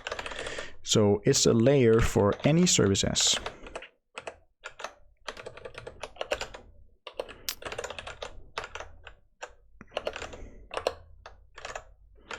And so what output type does the logging layer return? Well, it returns a logging of S, like this. So it's very simple. It's basically a convenience for calling new. Not super interesting. Let's do the similar thing for timeout. Timeout layer. This has one field though. So in order to wrap a service in a timeout, we need the duration of what the timeout actually is, which means we need a constructor. And then we can go ahead and implement for any service S layer for timeout layer. The output service is very similar to before. It's just a timeout of S with timeout new inner self timeout, like this. So now we have two layers. Then we can rewrite this stuff up here to now be timeout layer new. And then we can call this method from the layer trait on the timeout layer to get back a timeout service. If you're confused, I get it. So this is basically exactly the same. You can see this type is still a timeout. So the timeout layer never really exists in your final service stack. And we can then do the same thing here. Logging layer new dot layer the service. We don't actually have a new up here. Logging layer.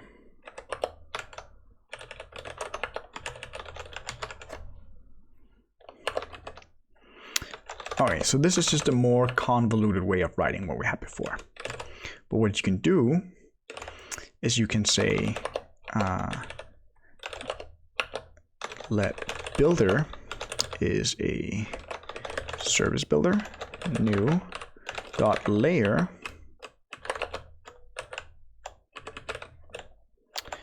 give it one layer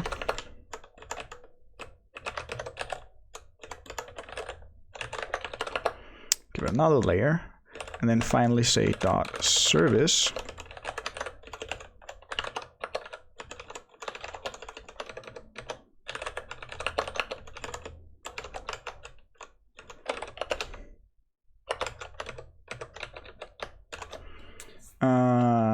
and Rust analyzer gets confused, but the type is almost the same. So it's a timeout logging, but what we want is a logging timeout. So we just need to swap these around. I'm just forcing a type error here so we can actually see what the types are.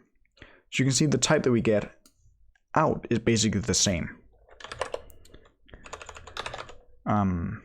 But now we're using this layer abstraction to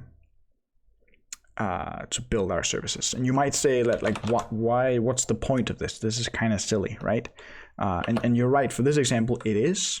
But what's neat is that you can actually say, now you're able to decompose your application into like different layers of functionality. So you can say, maybe this is a what would you call that? Let's just call it base layer. I don't know. So currently this is a service builder. Service builder has a method called into inner that just consumes selves and gives you the inner layer. Into inner.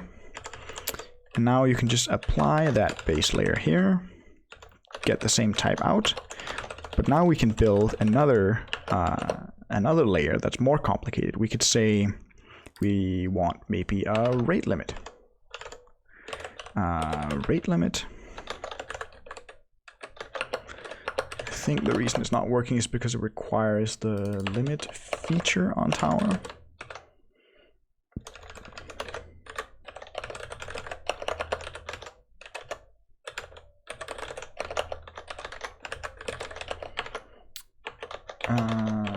Let's use the what else is there? Concurrency limit. That's also part of limit.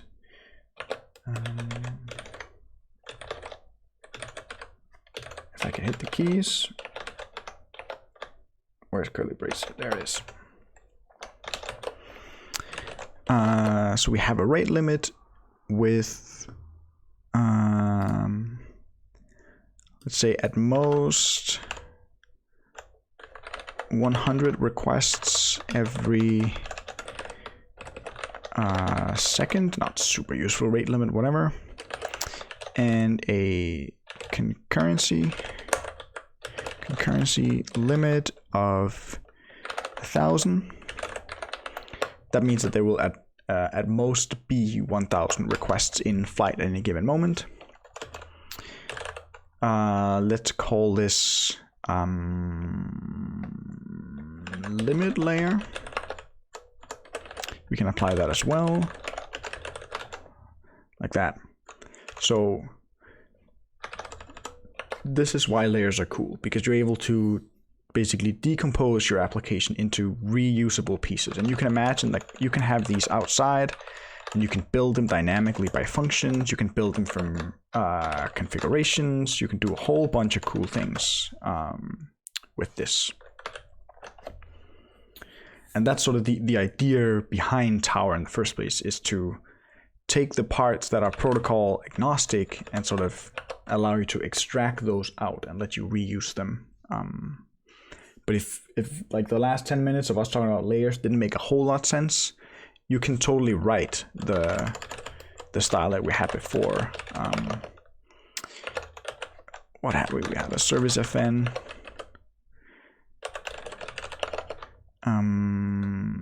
That was logging.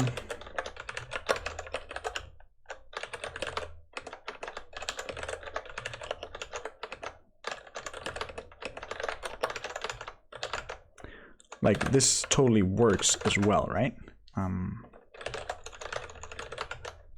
But you can also go the layer way, which allows you to compose your application in a different way. Cool. Any questions about layers? I probably didn't do a great job explaining it. Hopefully some of it makes sense.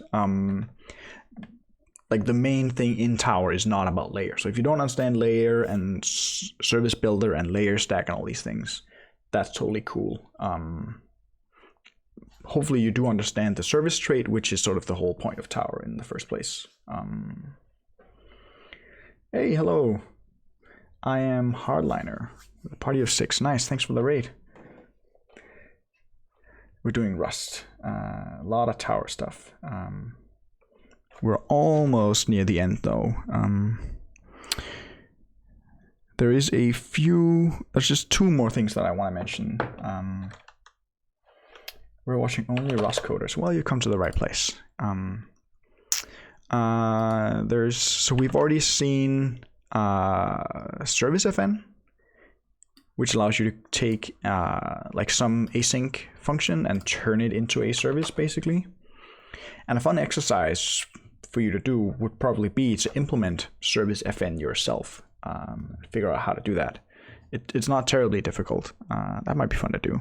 You can also just like try to implement some of these service like middleware kind of things yourself. Some of them are complicated. Some of them are not really that complicated. Like we looked at timeout today. Timeout is very simple.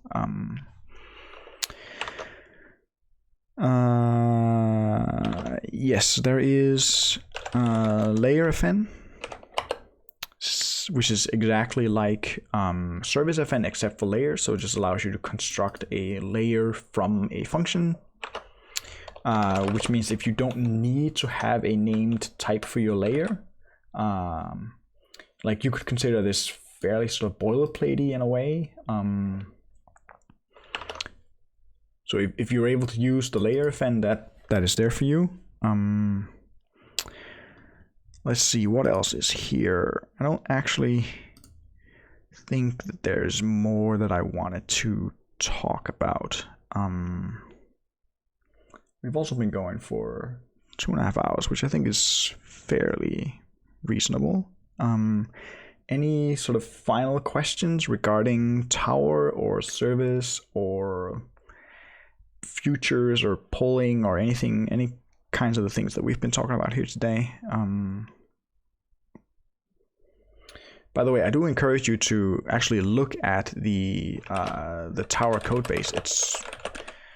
I find I've been doing some PRs to it over the Christmas holiday, just kind of getting into the code, and it's actually very nice code. It's pretty easy to understand, which makes sense when you think about it, because the fundamental abstraction in Tower is the service trait, which is fairly simple. As we've seen, it doesn't take that many lines of code to implement your own services.